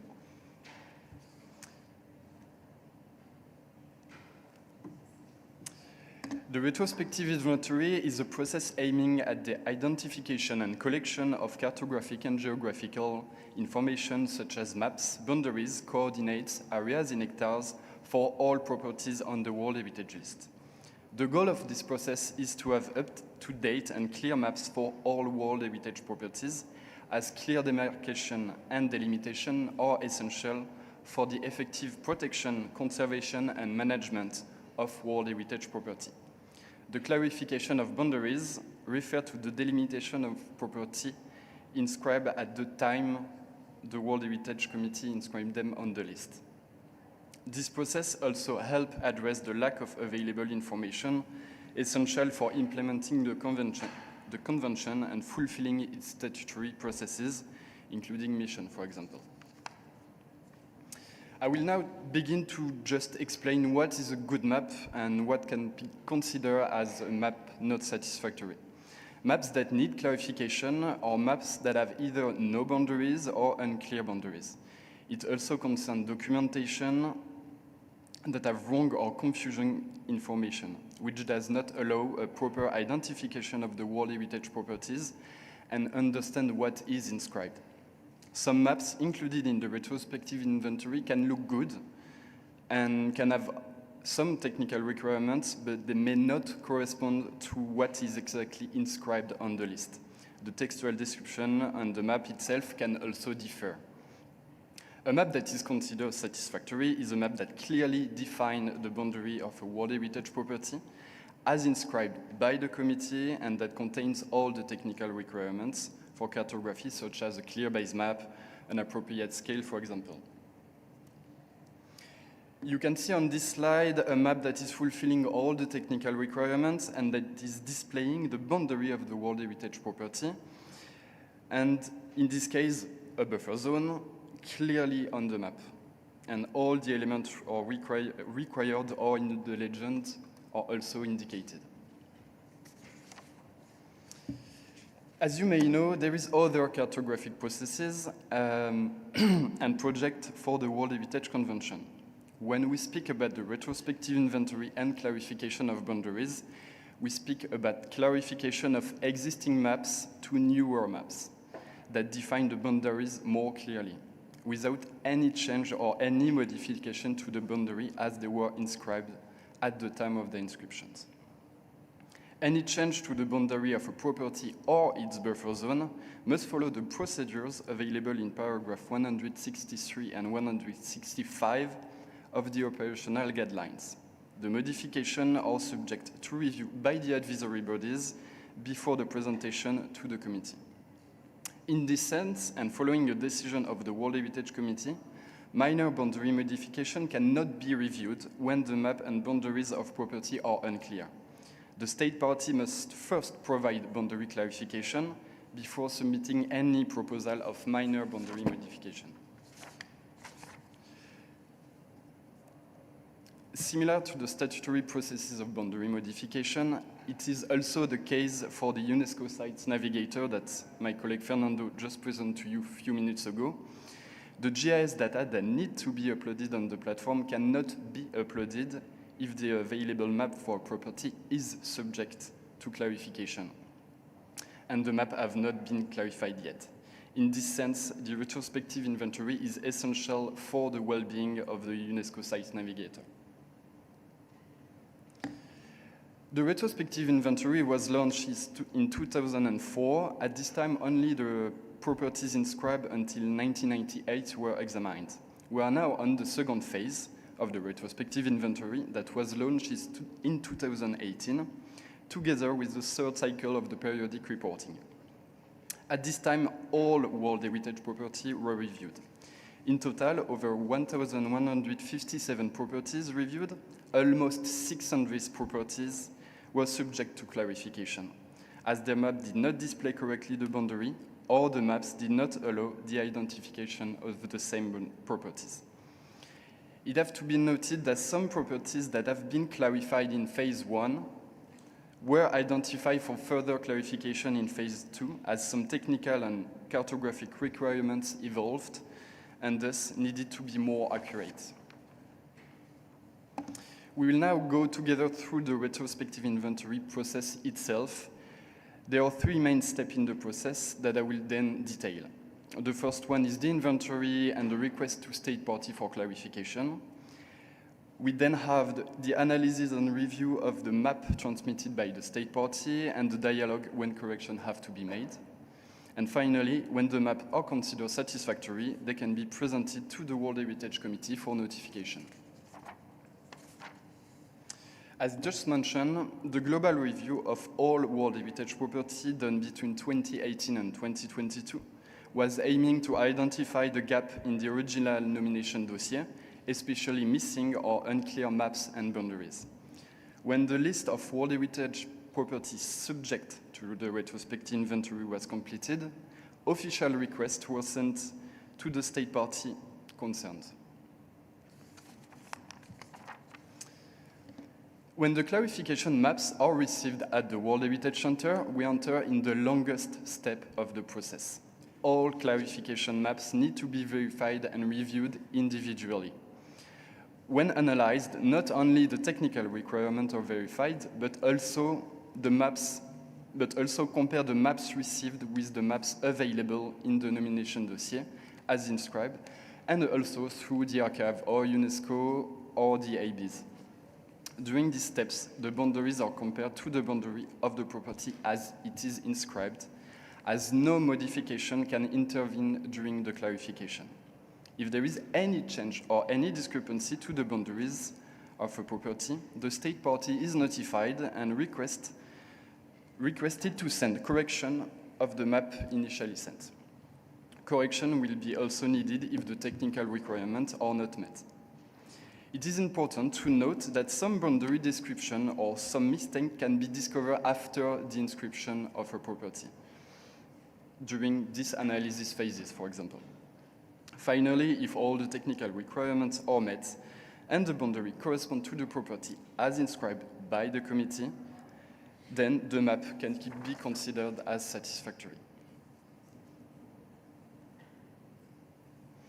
The state party are then informed that the maps submitted are satisfactory. The maps are then compiled in document AD for presentation to the next World Heritage Committee session of a given year. Once the maps are noted by the committee, they are published on the specific web page of each property, and the map can be used for the other processes, projects, and, of course, the implementation of the convention. When the initial review was completed, the official request was sent to a total of 128 state parties for them to provide clarification maps. As of today, we have 85 state parties that have already replied or partially replied to the retrospective inventory. And we have 43 state parties that have not yet provided any maps. If we enter now in some figures and statistics, we can see that 597 properties are subject to clarification. This represents 51% of the World Heritage List. As of now, we have received 396 clarification and 201 are still pending for submission. We can also see on this graph that following the initial review, there was only, if I can say so, 49% of the World Heritage List that had clear maps and boundaries. If we go now more into detail of the clarification map received from the state party, we can see that 120 clarifications were considered satisfactory and already presented to the committee. There is still 154 clarifications that were considered not satisfactory and for which specific comments were sent to the state party for corrections. We have also 74 properties for which no maps or no boundaries are available in the nomination dossier. For this, I will come back to the specific subject on the next slide, as it is really important. And we have currently 48 maps under review. So as I say, during the retrospective inventory, we have identified some cases where there was no boundaries or no maps at all available for property inscribed on the list. This means that there was no map presented or a map without any boundary or without any textual description. This was discovered during the initial review, but also during the extensive analysis when we received clarification map. It was then discovered that the nomination dossier was missing maps or textual description of a given site. It can happen that a property has a map available in the nomination dossier, but when we compare it to the clarification map received, there is not enough information to clearly state that the boundary as presented represents the property inscribed. To this date, the property concerned by this case are on hold, as there is no further process established yet. In total, there is 7% of the World Heritage List for which property do not have boundary at all, no description, and do not have any maps available. And the more we analyze and dive into the archives, the more property fall into this case. If we now look over the entire World Heritage List, with the clarification that we have already presented to the committee, there is 59% of the list that have up-to-date and clear maps. However, there is still 41% of the World Heritage List that have unclear and no information on boundaries. This represents a total of 477 properties in the World Heritage List that still need clarification of their maps and their boundaries. To conclude, as we have seen in this presentation, there is still a high number of property on the World Heritage List that have unclear maps, unclear boundaries, or unclear description. 41%. 41% of the World Heritage List is still needing for clarification through the retrospective inventory. We also need to note that some property were inscribed on the list with some exceptions, meaning that some cartographic or geographical elements at the time were missing or not finalized, for example. I mean, when a property was inscribed by the committee. And so the research and reviews can become quite long in order to understand what was actually inscribed for a given property. An important challenge as well is the property for which there is no information or no map available to identify the boundary. This represents, again, 7% of the World Heritage List. 7% where there is no boundary delimiting World Heritage property, and this number continues to increase slowly. As we are still missing clarification from some state party, there is also some maps that have been reviewed and where comments addressed to them. This concerned the map that were considered not satisfactory and for which we did not have received yet the correction needed. The sustainability of the retrospective inventory is also at risk. I have not mentioned it earlier, but the financial resources are needed for the continuity and the capacity of this process to go on. We feel this process is essential for the convention and its implementation, and this is why we hope it can continue. Clear and accurate maps are absolutely essential for the proper conservation, management, and protection of World Heritage around the world, and the implementation of statutory processes of the Convention. Clarified cartography and maps are also essential to be able to include GIS data on the UNESCO Sites Navigator, which is, you have seen, a powerful tool that will ease so much the protection of World Heritage. Finally, I am pleased to announce that the retrospective inventory website has been updated and display new features. Sorry. All the information about the process, the regular updates, and statistics will be available on the website. The relevant documentation and technical requirements can also be found and downloaded. This will help the state party and the relevant authorities that produce the clarification maps. This website is, of course, available in both languages of the Convention, French and English. I thank you for your attention, and you can find here our contact details, and you can also scan the QR code if you wish to access directly the website of the retrospective inventory. Thank you very much.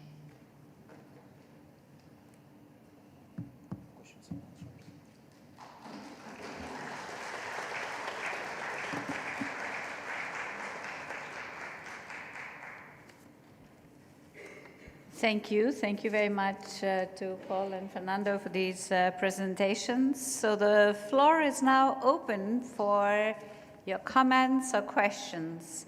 I already see one from the distinguished ambassador of St. Kitts and Nevis. Please, the floor is yours. Thank you, Madam Chairman.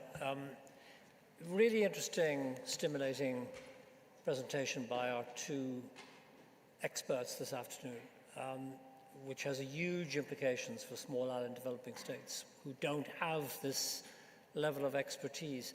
I just wanted to clarify for my own personal enlightenment. I mean, I understand where you're coming from in terms of site navigational, digitalized identification for the purposes of determining the geographical boundaries of World Heritage Sites. But I was also intrigued by reference to man and biosphere sites. And I was wondering whether this digital navigational site mechanism is refined enough to also identify some of the imperfections that may exist in some of these sites, whether they be man and biosphere, geopark, or World Heritage Sites. Issues like soil erosion, the capacity of surrounding land to accommodate seed varieties or new fruit vegetables that are more resistant to heat and lack of rainfall. Because in the small island developing states, we have a particular ecosystem which is not common elsewhere. It's a tropical climate, of course, but we lack the this level of expertise, which is fascinating, to be able to help us define some of the imperfections that need to be addressed in association with the man and biosphere, or even geopark, or the heritage sites. So if I could get some clarification on that, I'd be most grateful. Thank you. Thank you very much, distinguished ambassador. Perhaps, if you will allow me, we could see if there are any other questions, comments, and then collect a few and bring them back to our colleagues to speak on. Any other questions or comments?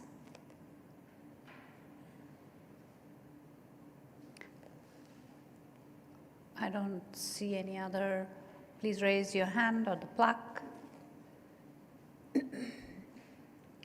I don't see any others. So I come back to our colleagues on the podium for their response. Please go ahead. So, yes, we have around 40 data sets that have been very carefully curated and selected along with our colleagues in the natural sciences sector, but also our colleagues in the Natural Heritage Unit at the World Heritage Center. And the principle was to find data sets that are first useful for monitoring World Heritage sites. That is, it was a little hard to find the compromise between, for example, data sets for marine sites, archaeological sites, for city centers or historical center of a city, or forested areas, etc.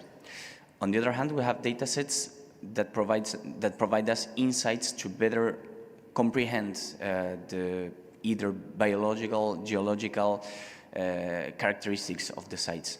So our colleagues from natural sciences sector, in particular from the MAP Secretariat, they have provided us with a list of mostly data sets pertaining to restoration, and mostly forestal restoration.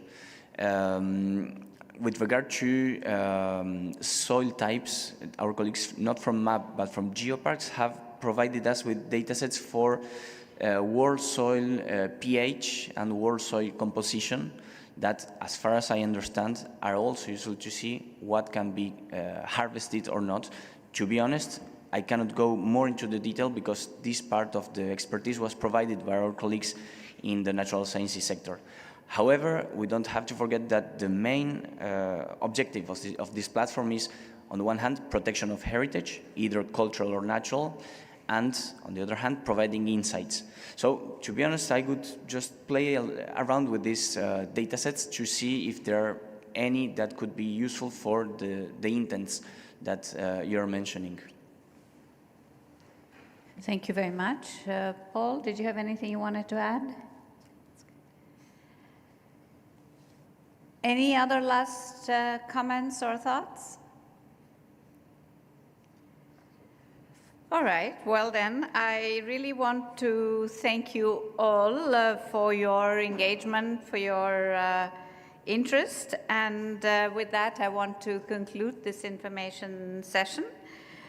We really warmly welcome you to continue your feedback on these two key initiatives, and please do not hesitate to reach out to our colleagues Fernando and Paul.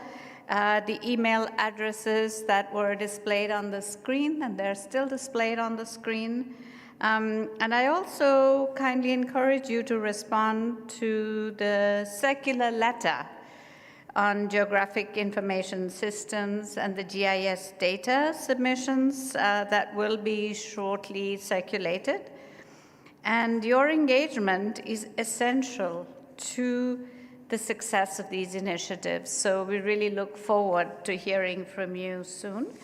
And I also look forward to welcoming new partners to join the Government of Flanders and the Kingdom of Netherlands in their invaluable support to date, as we continue to work together on both the retrospective inventory process and the UNESCO Sites Navigator. Your contributions, whether through your feedback, data, or voluntary support, will directly strengthen our shared efforts to safeguard world heritage for present and future generations. So with that, I thank you again for your participation and commitment. Thank you very much. This information session now concludes.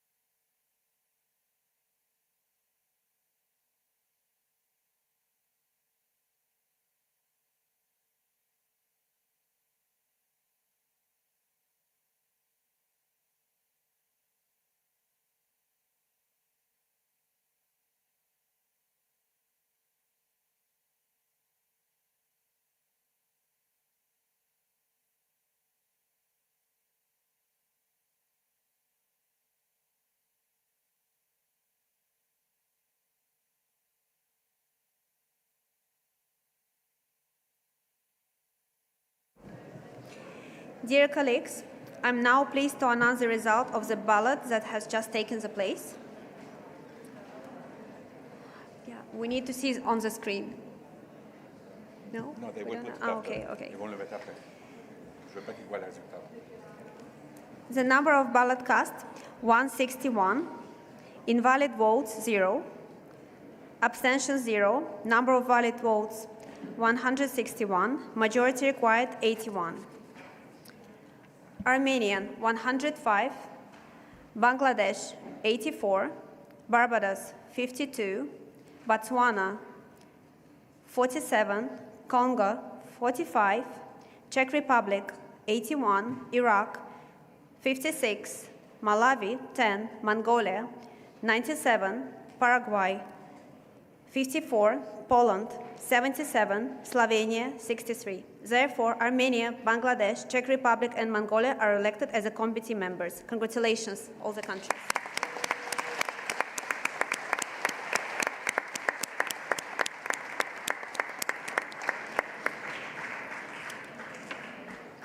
Dear colleagues, as you can see, only 4 seats has been filled in this round.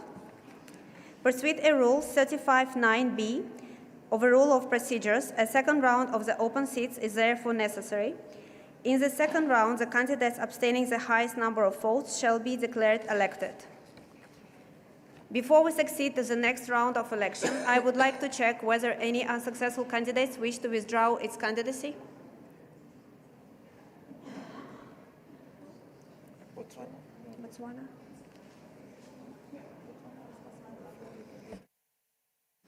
I would like to give a floor to the Botswana. Thank you very much, Madam Chairperson. Let me take this opportunity to say that, or to thank those countries or state parties that has rallied behind the Botswana candidacy. But like every good thing, there comes to a time where I think Botswana needs now to yield and let those who are still in the race to continue. I thank you, Madam Chair.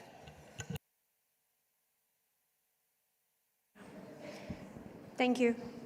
The Secretariat will therefore print the ballot papers, which will now be available outside of the room in a few minutes.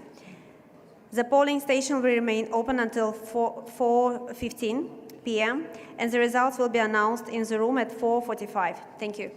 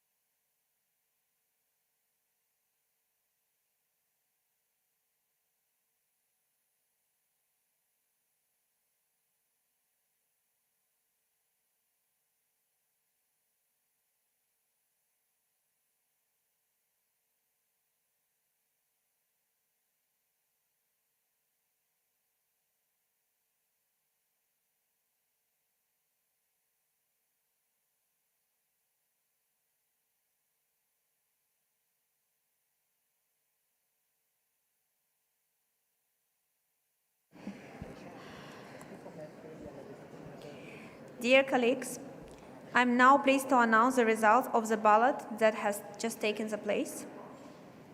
Number of ballot cast, 154. Invalid votes, 0. Abstentions, 0. Number of valid votes, 154.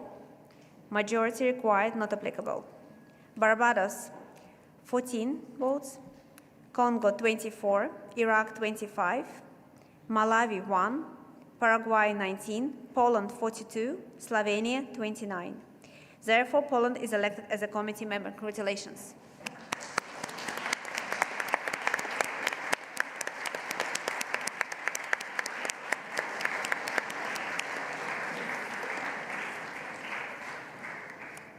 I would like to recall all the new members of the World Heritage Committee elected today: Armenia, Azerbaijan, Bangladesh, Czech Republic, Grenada, Kuwait, Mongolia, Peru, Poland, Switzerland, Togo, United Republic of Tanzania. I would like to congratulate again the new 12 members of the committee and reiterate the General Assembly confidence that you will act wisely and consistently in your new responsibility at the moment when the Convention is going through an important moment, facing even increasing and diverse challenges. Congratulations to the all new members committee. I would like to thank the two tellers for their efficient work and contribution to the election procedures. Thank you, Mrs. Nelly Carilla, the Bolivian Republic of Venezuela, and Mrs. Nazia Akbar Khan of Pakistan. I now declare the item 6 of the agenda is closed. Thank you.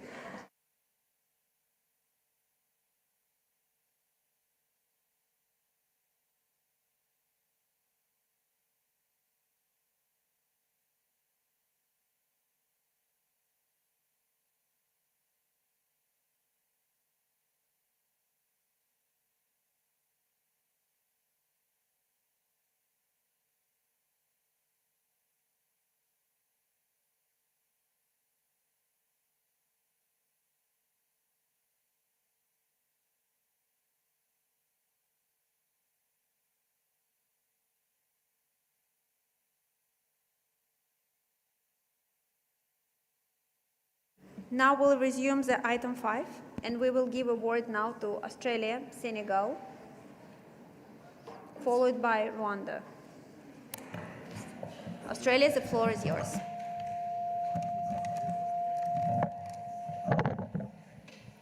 Thank you, Chair, Director of the World Heritage Centre, and distinguished delegates.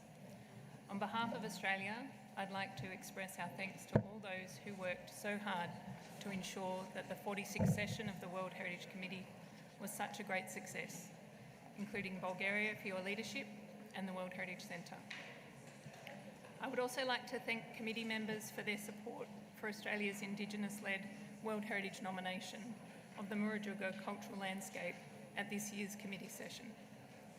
We were delighted with the inscription and note the committee considered it best practice for an Indigenous-led nomination. Australia remains committed to partnering with Indigenous peoples to safeguard, honour and promote the world's oldest continuous cultures. Australia would also like to thank the committee and other states parties for participating with us in the open-ended working group discussions. This was a fruitful process and we were very pleased to work together to find ways to further strengthen the World Heritage Convention. In particular, we wish to highlight one of the open-ended working group's proposals, which became the committee's decision 4711.7. This decision recognises the challenges faced by Indigenous peoples when navigating the World Heritage system. It requests that the World Heritage Centre, the advisory bodies and states parties work with Indigenous people to submit a proposal addressing these challenges to the committee at its 48th session. Australia considers this a significant area of work and has offered funding to assist in the preparation of the proposal ahead of next year's session. This is a key opportunity to build on the momentum already gained on Indigenous matters in World Heritage. We invite other states parties to consider joining us in providing time and expertise or financial support to this process. We look forward to working together towards a more representative World Heritage list. We also encourage states parties to collaborate in ensuring the effective implementation of the UNESCO policy document on climate action for World Heritage, including support for developing the guidance document. Chair, Australia reaffirms its commitment to working with all partners to ensure the World Heritage Convention continues to safeguard World Heritage properties for future generations as we confront the growing threat of climate change. Thank you. Thank you very much for your valuable comments. I now would like to give the floor to the distinguished delegate of Senegal. The floor is yours, please. Merci beaucoup, Madame la Présidente. Madame la Présidente, le Sénégal se félicite du rapport du président du Comité du patrimoine mondial sur ses activités en tant que témoignage vivant de notre engagement collectif envers la préservation et la transmission du patrimoine mondial. Ainsi, voudrais-je saluer la quasi-universalité de la Convention et l'inscription de 50 nouveaux biens sur la liste. Madame la Présidente, le retrait de 4 biens de la liste du patrimoine en péril, tous en Afrique, prouve que des efforts soutenus et coordonnés peuvent inverser le cours des choses. Le retrait du parc Nyokolokoba au Sénégal de la liste en danger s'inscrit dans ce sillage. Dans le même esprit, je voudrais saluer les travaux du groupe de travail à composition non limitée, dont les 25 recommandations renforcent l'équité et la représentation de la liste. Car un patrimoine mondial qui ne reflète pas la diversité des peuples et des cultures ne saurait être universel véritablement. C'est en cela qu'il nous paraît important de mettre en lumière l'initiative majeure de la réflexion sur le concept d'authenticité qui a tenu en mai dernier un débat essentiel sur la compréhension de l'intégrité de nos biens. Enfin, l'attention particulière portée aux petits États insulaires en développement est un geste de solidarité et de responsabilité. Ces territoires, souvent en première ligne face aux défis climatiques, doivent bénéficier d'un soutien renforcé pour préparer leur dossier d'inscription et assurer la conservation de leur site. Nous accueillons favorablement la stratégie du patrimoine mondial dédiée aux petits États insulaires en développement, de même que la version affinée de la stratégie de renforcement des capacités qui nous sera soumise à la 48e session en 2026. Madame la Présidente, je souhaiterais, avant de conclure, me féliciter des candidats qui ont été élus au niveau du comité et le Sénégal, en tant que président du groupe africain au sein de ce comité, voudrait d'ores et déjà exprimer sa disponibilité à travailler avec toutes ces délégations. Merci.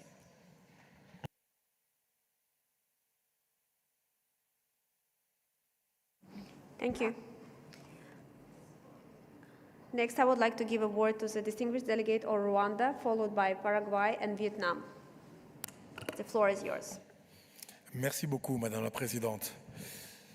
Permettez-moi, Madame la Présidente, de vous adresser nos plus chaleureuses félicitations pour votre élection à la présidence de cette 25e session, ainsi que pour la manière dont vous conduisez nos travaux.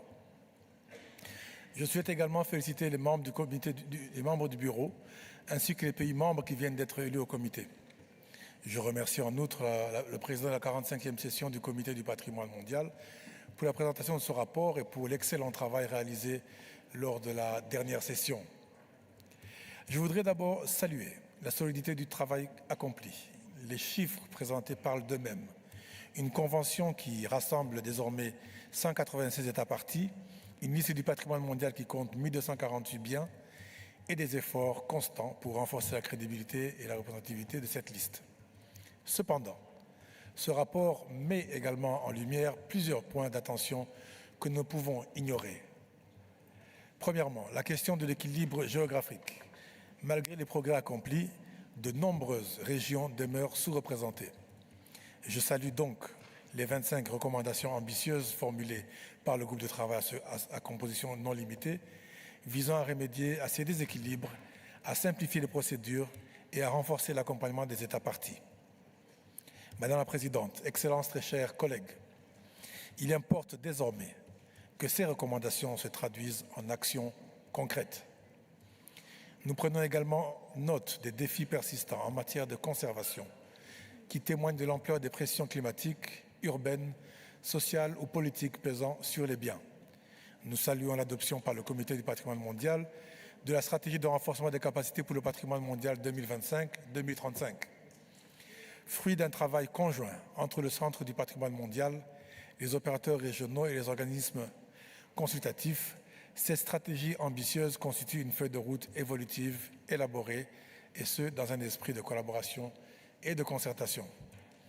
Cette stratégie sera régulièrement révisée et actualisée en concertation avec les États parties, les organes consultatifs et les centres de catégorie 2, afin de répondre aux défis émergents et aux besoins changeants du patrimoine mondial. Parmi les avancées marquantes de cette session figure également l'adoption de la déclaration de Nairobi qui établit les bases du concept d'authenticité pour les sites africains ainsi que beaucoup d'autres sites comparables à travers le monde. En conclusion, Madame la Présidente, l'année 2025 marque la fin du mandat du Rwanda au sein du Comité du patrimoine mondial. Nous souhaitons réaffirmer notre engagement en faveur de la protection et de la gestion du patrimoine culturel et naturel, de la valeur universelle exceptionnelle, dans un esprit d'équilibre, de représentativité et de crédibilité afin que les générations futures héritent d'un patrimoine mondial riche et diversifié. Je vous remercie.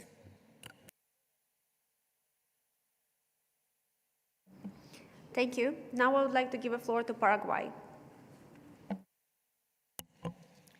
Muchas gracias, señora presidenta. Quisiera extender un fraterno saludo a los nuevos miembros electos del comité.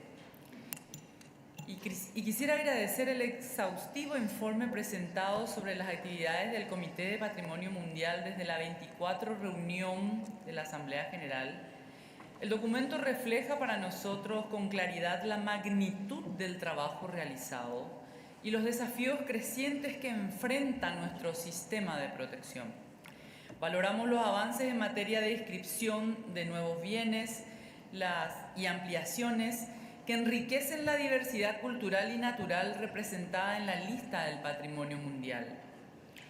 Tomamos nota de que durante el periodo examinado se han añadido 50 bienes, alcanzando un total de 1.248, distribuidos en 170 estados partes. Este crecimiento continuado reafirma la vigencia y el atractivo universal de la Convención.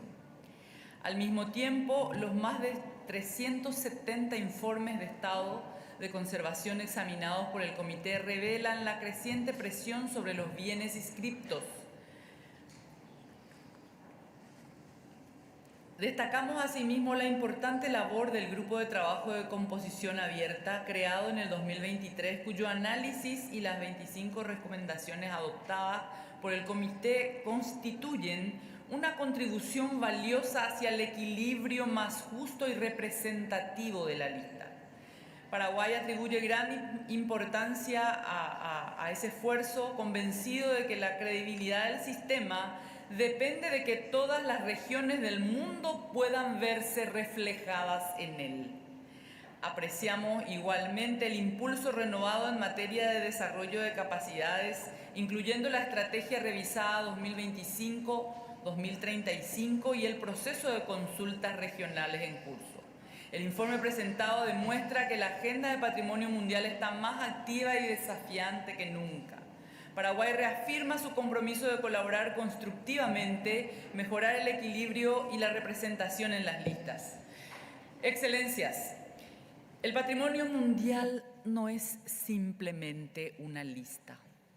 Es una promesa que hacemos a las generaciones que vendrán. Y Paraguay quiere ayudar a custodiar esa promesa. Muchas gracias.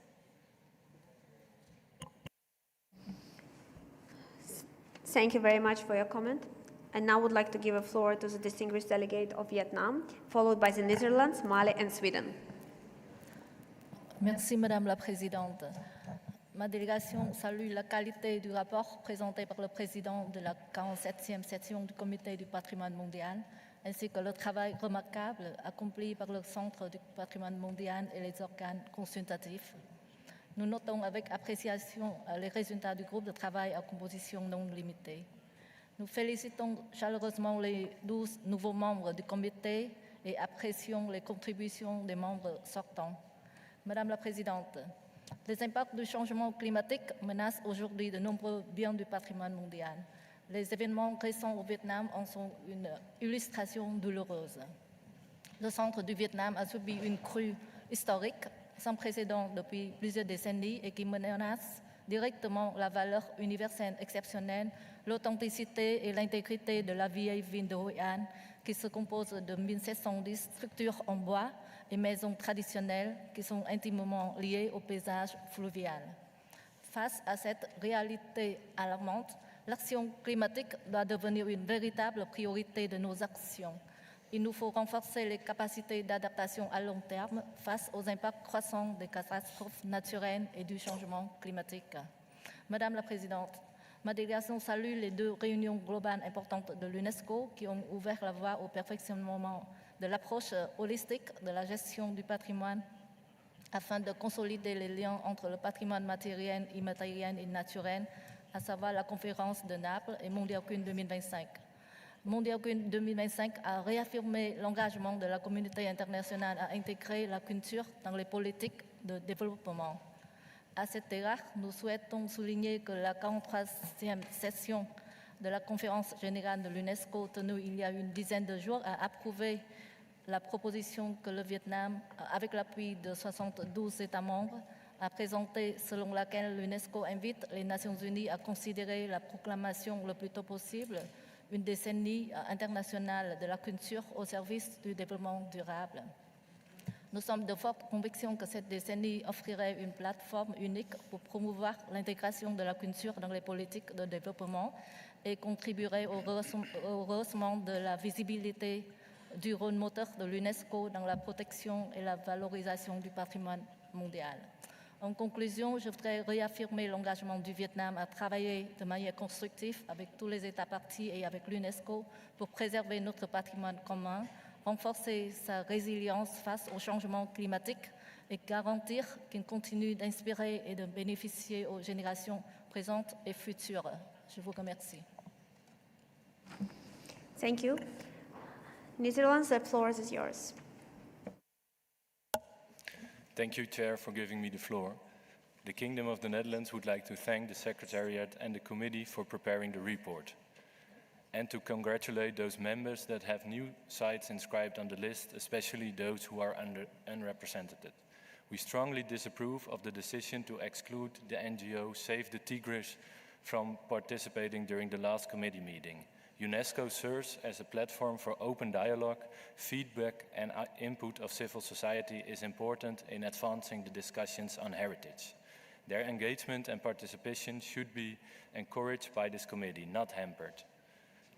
The committee's decision is a dangerous precedent, and we call upon current and future committee members to prevent this from happening again.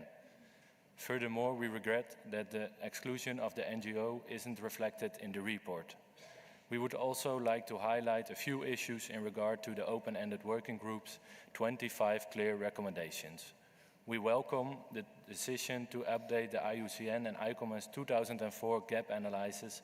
This revised gap study will be an important step to enhance credibility and representativity. We had lengthy exchanges on the preliminary assessment mechanism, and we welcome its evaluation in 2031. We are convinced that this will contribute to a more efficient nomination process, high-quality dossiers, and fewer state of conservation issues. As expressed during the committee meeting, we note with great concern the current lack of sufficient budget for implementing the recommendations of the open-ended working group, both for World Heritage Center as the advisory bodies. We can adopt a dozen more recommendations to reduce the gap, but without the funding, we cannot make any progress. We are concerned by the fact that the organization of the open-ended working group is not financed despite announcements made on this in the past. Thank you very much. Thank you. Now I would like to invite Mali. The floor is yours. Merci Madame la Présidente. Je voudrais tout d'abord vous adresser mes chaleureuses félicitations pour votre élection à Samarcande, à la présidence de cette Assemblée générale. Nos vives et chaleureuses félicitations s'adressent également à l'ensemble des membres du nouveau bureau.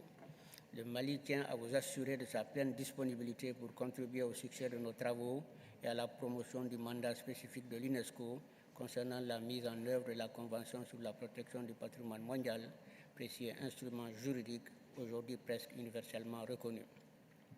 Nous remercions également le secrétariat pour la qualité des documents soumis à notre examen et tenons à féliciter la République de Bulgarie pour sa présidence exemplaire dont l'engagement a permis une conduite sereine et efficace des travaux. Nous saluons l'inscription de nouveaux biens sur la liste du patrimoine mondial, en particulier de nouveaux sites africains, alors que notre continent demeure sous-représenté. Nous encourageons vivement la poursuite des efforts afin de parvenir à une liste du patrimoine mondial plus équilibrée, représentative et crédible. Cependant, l'inscription sur la liste ne constitue pas une fin en soi. Il faut préserver la VUE des biens inscrits. Tel est le défi qui se pose à nos États dans un contexte de crise et d'exigences liées au développement durable. C'est pourquoi nous soutenons les mesures relatives aux objectifs stratégiques, notamment le renforcement des capacités et les actions éducatives en direction des jeunes. Nous accueillons avec satisfaction l'adoption de la nouvelle stratégie 2025-2035 du patrimoine mondial pour le renforcement des capacités et nous souhaitons que sa version définitive reflète au mieux l'évolution des défis et des besoins des États parties. Nous félicitons également les États parties dont les sites ont été retirés de la liste du patrimoine en danger au cours des 2 dernières sessions du comité. Cela démontre qu'une action concertée et coordonnée permet d'atteindre des résultats parfois inespérés. Nous encourageons à cet égard la collaboration entre le secrétariat et les États membres dans le cadre du mécanisme de suivi renforcé. Le Mali, pour sa part, travaille d'arrache-pied à faire des cas de Tombouctou et du tombeau des Askia des exemples réussis. De nombreux défis persistent et appellent à un accompagnement accru, un appui technique renforcé, des financements durables et une mobilisation locale résiliente. Grâce aux progrès réalisés, nous avons soumis un état de conservation souhaité en vue d'un retrait progressif de ces biens de la liste du patrimoine en péril et nous remercions le comité d'avoir adopté lors de sa dernière session le plan et la feuille de route correspondants. Pour conclure, je souhaite réitérer mes remerciements au Centre du patrimoine mondial, aux organisations consultatives et aux centres de catégorie 2, notamment le Fonds du patrimoine mondial africain, pour la synergie de leurs actions en faveur de la préservation, de la protection et de la promotion du patrimoine mondial culturel et naturel. Je vous remercie. Thank you very much. I appreciate your valuable comments. Now I would like to give a floor to the distinguished delegate of Sweden, followed by Colombia, China, South Africa. Thank you, Chair, for giving Sweden the floor. Let us start by congratulating you on your election as Chair. We also thank the Chair of the World Heritage Committee for his report. Distinguished colleagues, since the last General Assembly, we have observed a continued tendency of the committee to dismiss the advice of the advisory bodies. This is reflected in some premature inscriptions of nominated properties recommended for deferral or non-inscription. Furthermore, endanger listing has continued to be resisted, which contradicts the original intent and spirit of the Convention. As we have stressed before, this may dilute the scientific quality of inscriptions on the World Heritage List and result in added stress on the state of conservation reporting. Therefore, Sweden welcomes and anticipates that the new system of preliminary assessment will contribute greatly not only to the quality of nominations, but also to the overall credibility and sustainability of the Convention.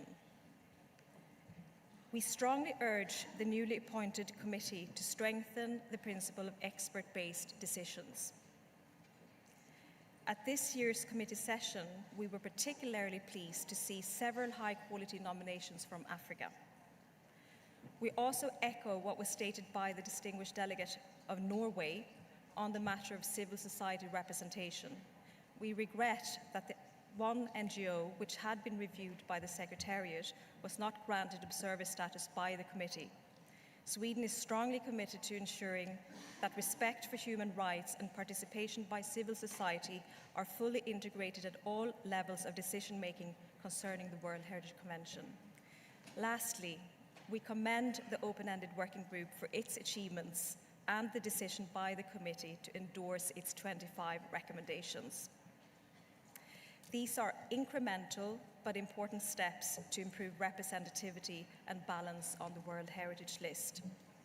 We particularly welcome the growing recognition of the need to enhance the participation of Indigenous peoples under the Convention. Thank you, Chair. Thank you. Distinguished Delegate of Colombia, the floor is yours. Gracias, señora presidenta. En primer lugar, Colombia quiere extender un especial saludo a los nuevos miembros electos del comité y expresa su reconocimiento al Comité de Patrimonio Mundial por las actividades realizadas, acogiendo con satisfacción los resultados del grupo de trabajo de composición abierta. Para nuestro país, la participación plena y efectiva de las comunidades indígenas en los procesos de nominación, gestión y conservación de los sitios de patrimonio mundial es esencial, pues sus conocimientos, tradiciones y su vínculo ancestral con los territorios enriquecen la comprensión del valor universal excepcional y fortalecen los enfoques de gestión integral. Igualmente subrayamos la importancia de profundizar las sinergias entre las convenciones del sector cultura y la coordinación en materia de candidaturas, gestión e informes entre sitios de patrimonio mundial, las reservas de biosfera, los geoparques mundiales y los sitios Ramsar, respetando sus criterios y marcos normativos. Asimismo, consideramos prioritario avanzar en la articulación de la Convención de 1972 con la Convención sobre Diversidad Biológica y el marco Global Common Montreal, con el fin de mejorar la eficiencia en la protección de ecosistemas y la incorporación de conocimientos tradicionales en su gestión sostenible. Colombia manifiesta su respaldo a la eliminación del periodo de un año entre la inscripción de un sitio en la lista tentativa y la solicitud de evaluación preliminar, ya que esta decisión permitirá contar con procesos más ágiles y nominaciones más sólidas y representativas. Además, alentamos a explorar opciones para optimizar los tiempos requeridos por los órganos asesores para realizar dicha evaluación. Finalmente, reiteramos nuestra disposición a colaborar constructivamente con todos los Estados parte para asegurar que la Convención de 1972 continúe siendo un instrumento dinámico, inclusivo y plenamente alineado con los desafíos contemporáneos. Gracias. Thank you. Distinguished Delegate of China, you have the floor. 谢谢主席。首先，祝贺您的当选。中国还要祝贺新当选的委员国。相信委员会将持续在世界遗产公约的实施中发挥关键的推动作用。在过去的2年中，缔约国大会的各项决议得以实施，本组织的优先事项得到了保障。中方感谢印度、保加利亚作为主席国，同秘书处一道，为召开第46、47届世界遗产委员会会议做出精心的筹备和安排。感谢所有委员国的辛勤工作和积极贡献。中方感谢秘书处组织了9次开放工作组的讨论，赞赏沙特阿拉伯主持了这些讨论，为促进世界遗产名录的均衡，开展世界遗产能力建设，特别是非洲和小岛屿发展中国家的遗产能力建设做出的贡献。中方认为，提升代表性不足地区的遗产保护和申报能力，是改善世界遗产名录均衡性的关键途径，应是我们工作的重点。中方已经为此做出努力，与教科文组织就非洲的世界遗产能力建设开展了合作。今后，中方愿同教科文组织和各缔约国一道，继续深入开展交流与合作，支持非洲和小岛屿发展中国家能力的建设，为促进世界遗产名录的代表性、均衡性和可信性，进而助力实现可持续发展目标，做出新的贡献。谢谢。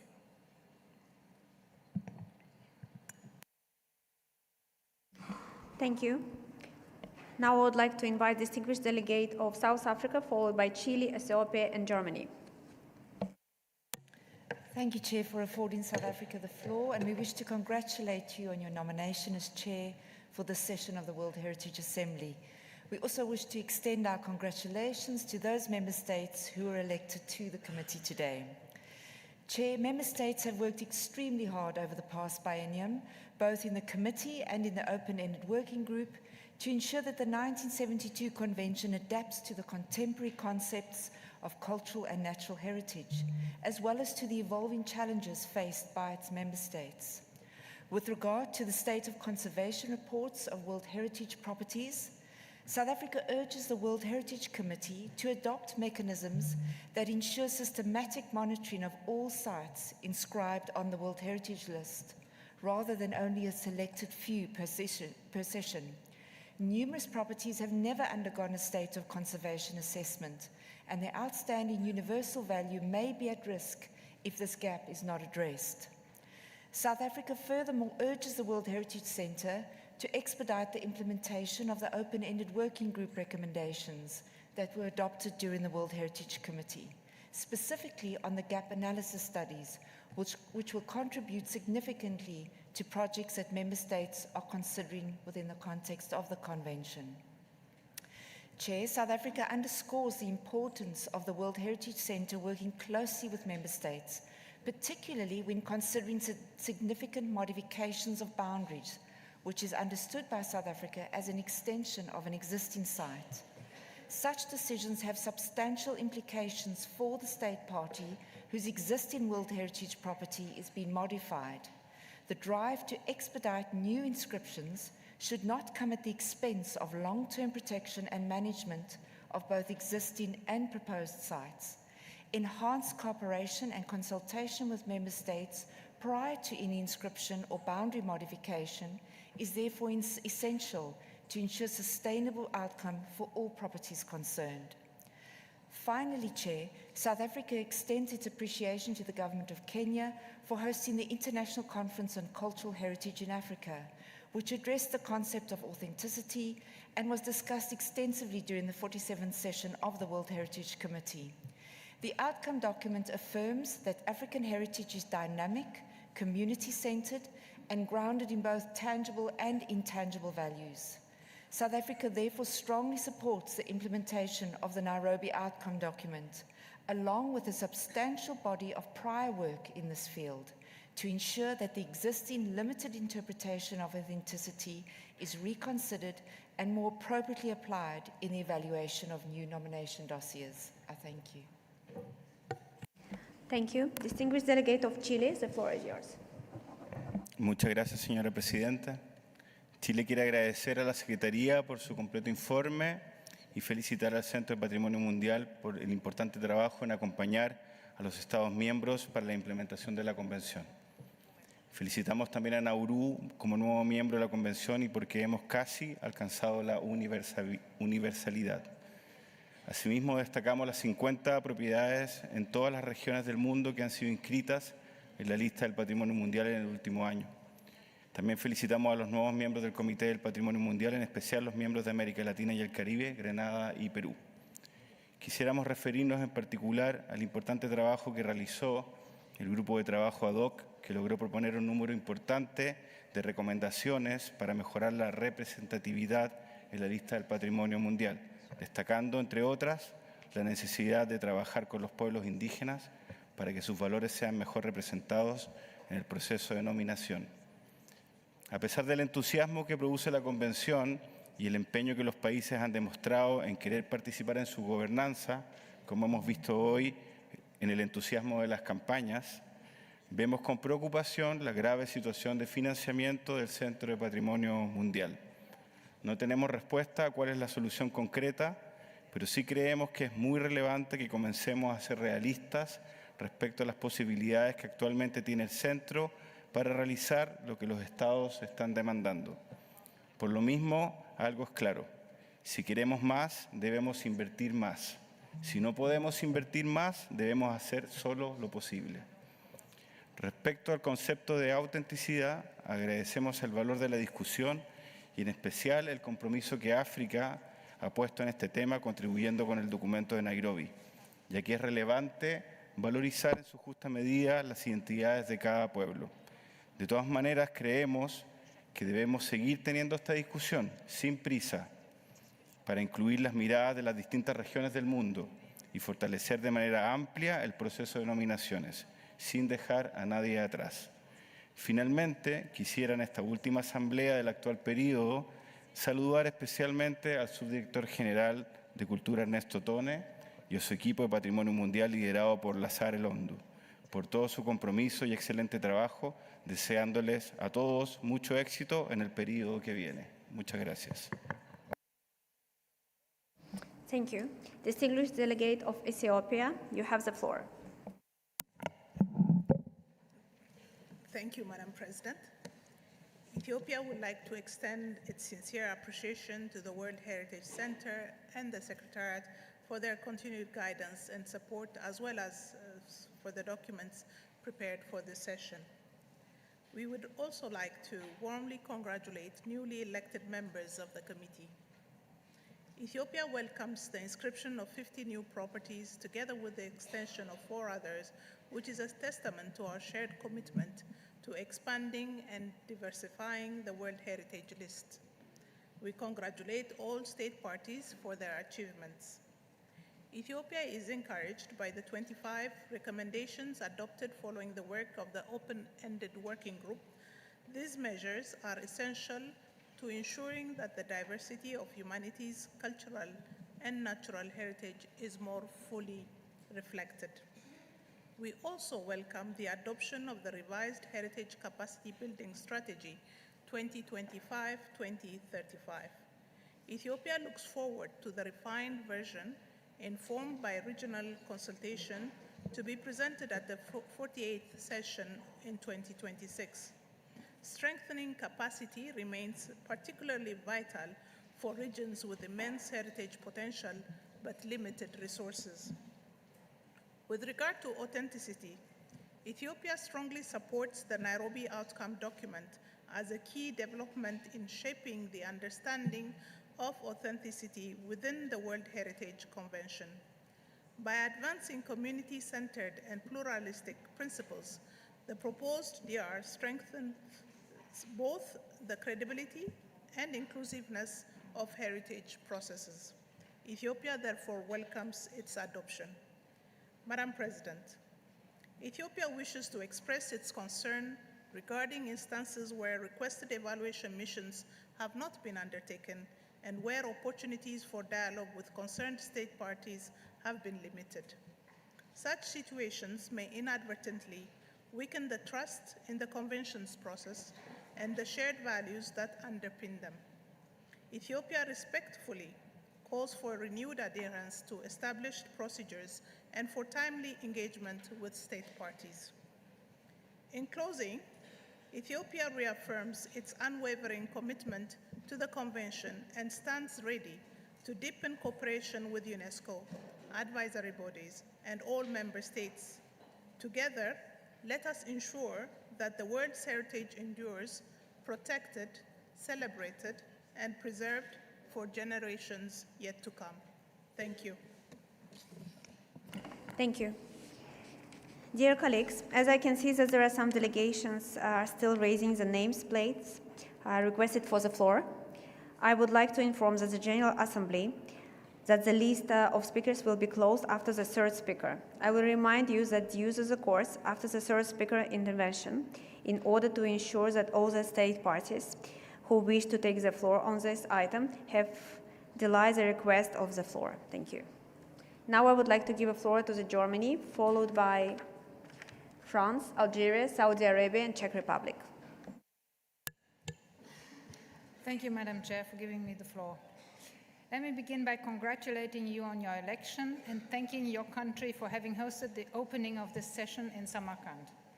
We would also like to thank the Secretariat for the high-quality documentation prepared for this session. Germany highly appreciates the substantial work undertaken in the areas of nominations, conservation, monitoring, capacity building, and outreach, and we welcome the precise report on the open-ended working group. We are confident that important outcomes have been achieved to reach our common goal of a representative and credible World Heritage List. We particularly value the confirmation of the mandatory preliminary assessment process. While the recommendations presented help guide us in our endeavors, they remain insufficient to address the structural challenges of the World Heritage System. The financial constraints remain a central concern, which needs a focused and collective response. Many proposals are already on the table. It is now our responsibility to act and to ensure that a sustainable financial foundation for the Convention will be established for the future. We also note with greatest concern the high number of state of conservation reports. We must shift our focus from nominations to conservation and protection activities for our common 1,248 World Heritage sites, also protecting them from development pressures and in emergency situations, taking into account climate change, natural catastrophes, but also conflict, and the need of support by the global community in case of deliberate destruction. Germany places high importance on the credibility of the World Heritage Convention. In this context, the voices of non-governmental organizations are indispensable. We therefore reiterate our concern regarding the exclusion of one NGO from the last session of the World Heritage Committee. Germany remains very much committed to supporting underrepresented regions. We continue to be engaged in the development of a World Heritage Strategy for SIDS, a project strongly supported by Germany since 2023. To conclude, Germany reaffirms its thorough commitment to the strategic objectives of the World Heritage Convention, and we are ready to work constructively with all states parties and the Secretariat. Thank you, Madam Chair. Thank you. Distinguished Delegate of France, you have the floor. Merci, Madame la Présidente. Et tout d'abord, bien sûr, félicitations à vous pour votre élection et félicitations aux pays qui viennent d'être élus à notre comité. Nous remercions évidemment le secrétariat pour son rapport et nous remercions bien sûr les membres du bureau pour leur travail. Je souhaiterais également vous remercier, Madame la Présidente, et l'Ouzbékistan pour leur formidable accueil à Samarcande et pour l'organisation des premières réunions de notre Assemblée le 11 novembre à Samarcande. La France réaffirme ici son attachement profond à la Convention de 1972 qui demeure plus de 50 ans après son adoption l'un des instruments les plus universellement ratifiés de l'UNESCO. Cette universalité est essentielle. Or, nous observons aujourd'hui des signes de remise en cause de cette universalité, alimentés notamment par un sentiment d'inégalité d'accès aux mécanismes de la Convention. Il nous appartient donc de veiller à ce que celle-ci reste un cadre véritablement inclusif, équitable et fondé sur la solidarité entre les États parties. C'est pourquoi d'ailleurs la France, dans le cadre de la Convention France-UNESCO, aide des sites étrangers pour la préparation de candidatures et pour la préservation de sites inscrits sur la liste du patrimoine mondial. Nous nous inquiétons également de la complexité croissante des procédures, qu'il s'agisse des propositions d'inscription, des rapports périodiques ou du suivi des biens inscrits. Si la rigueur est indispensable à la crédibilité du système, elle ne doit pas devenir un obstacle à la participation. La France encourage donc la poursuite des efforts visant à simplifier et clarifier les processus d'évaluation et de suivi dans un esprit de transparence et d'efficacité. Enfin, la question du financement demeure cruciale. Les ambitions de la Convention ne peuvent être pleinement réalisées sans des moyens à la hauteur de ces objectifs. La France prend sa part de responsabilité avec près de 1,5 million d'euros versés entre 2022 et 2025. Toutefois, il nous semble urgent de renforcer la mobilisation des ressources, y compris à travers des partenariats diversifiés, tout en préservant l'indépendance et l'intégrité du dispositif. Vous pouvez compter sur nous et nous vous remercions, Madame la Présidente. Thank you. Distinguished Delegate of Algeria, you have the floor. Merci, Madame la Présidente. La délégation algérienne vous adresse ses plus chaleureuses félicitations pour votre élection à la présidence de cette 25e session de l'Assemblée générale. Nous félicitons également les États partis élus lors de cette session pour siéger au sein du Comité du patrimoine mondial. Nous saluons la qualité des rapports présentés ainsi que les efforts constants déployés pour assurer la mise en œuvre efficace de la Convention. L'Algérie, l'un des tout premiers pays à adhérer à la Convention de 1972, se félicite de l'adhésion récente de Nauru, portant à 196 le nombre d'États partis et renforçant ainsi l'universalité de cet instrument fondamental. Madame la Présidente, l'Algérie a récemment actualisé sa liste indicative, qui comprend désormais 12 sites culturels, naturels et mixtes. Cette mise à jour, témoignant de la diversité géographique et de la profondeur civilisationnelle de notre patrimoine, ouvre la voie à l'élaboration de nouveaux dossiers d'inscription qui viendront s'ajouter aux 7 biens algériens déjà inscrits. Lors de ces 2 dernières sessions, le Comité du patrimoine a d'ailleurs examiné l'état de conservation de 2 de nos sites emblématiques, la Casbah d'Alger et Tipaza. Nous accueillons avec satisfaction la reconnaissance des efforts consentis par les autorités algériennes en faveur d'une conservation globale, intégrée et coordonnée de ces biens. Madame la Présidente, nous saluons les initiatives du Centre du patrimoine mondial en matière de renforcement des capacités, en particulier l'assistance fournie aux États africains ne disposant pas encore de biens inscrits. C'est là, à nos yeux, le meilleur moyen de consolider l'universalité de la Convention en garantissant un véritable pluralisme des approches et des pratiques. L'Algérie est pleinement consciente de l'importance d'une coopération régionale et internationale dans ce domaine. C'est dans cet esprit que mon pays a organisé du 8 au 11 septembre dernier à Alger, en collaboration avec le Fonds pour le patrimoine mondial africain, un atelier international consacré à l'évaluation préliminaire des propositions de dossiers d'inscription sur la liste du patrimoine mondial pour les régions d'Afrique et les pays arabes. Cette rencontre a contribué de manière substantielle au renforcement des compétences techniques et professionnelles nécessaires à l'élaboration et à l'évaluation des dossiers, tout en consolidant les perspectives d'inscription de biens proposés par pas moins de 16 pays.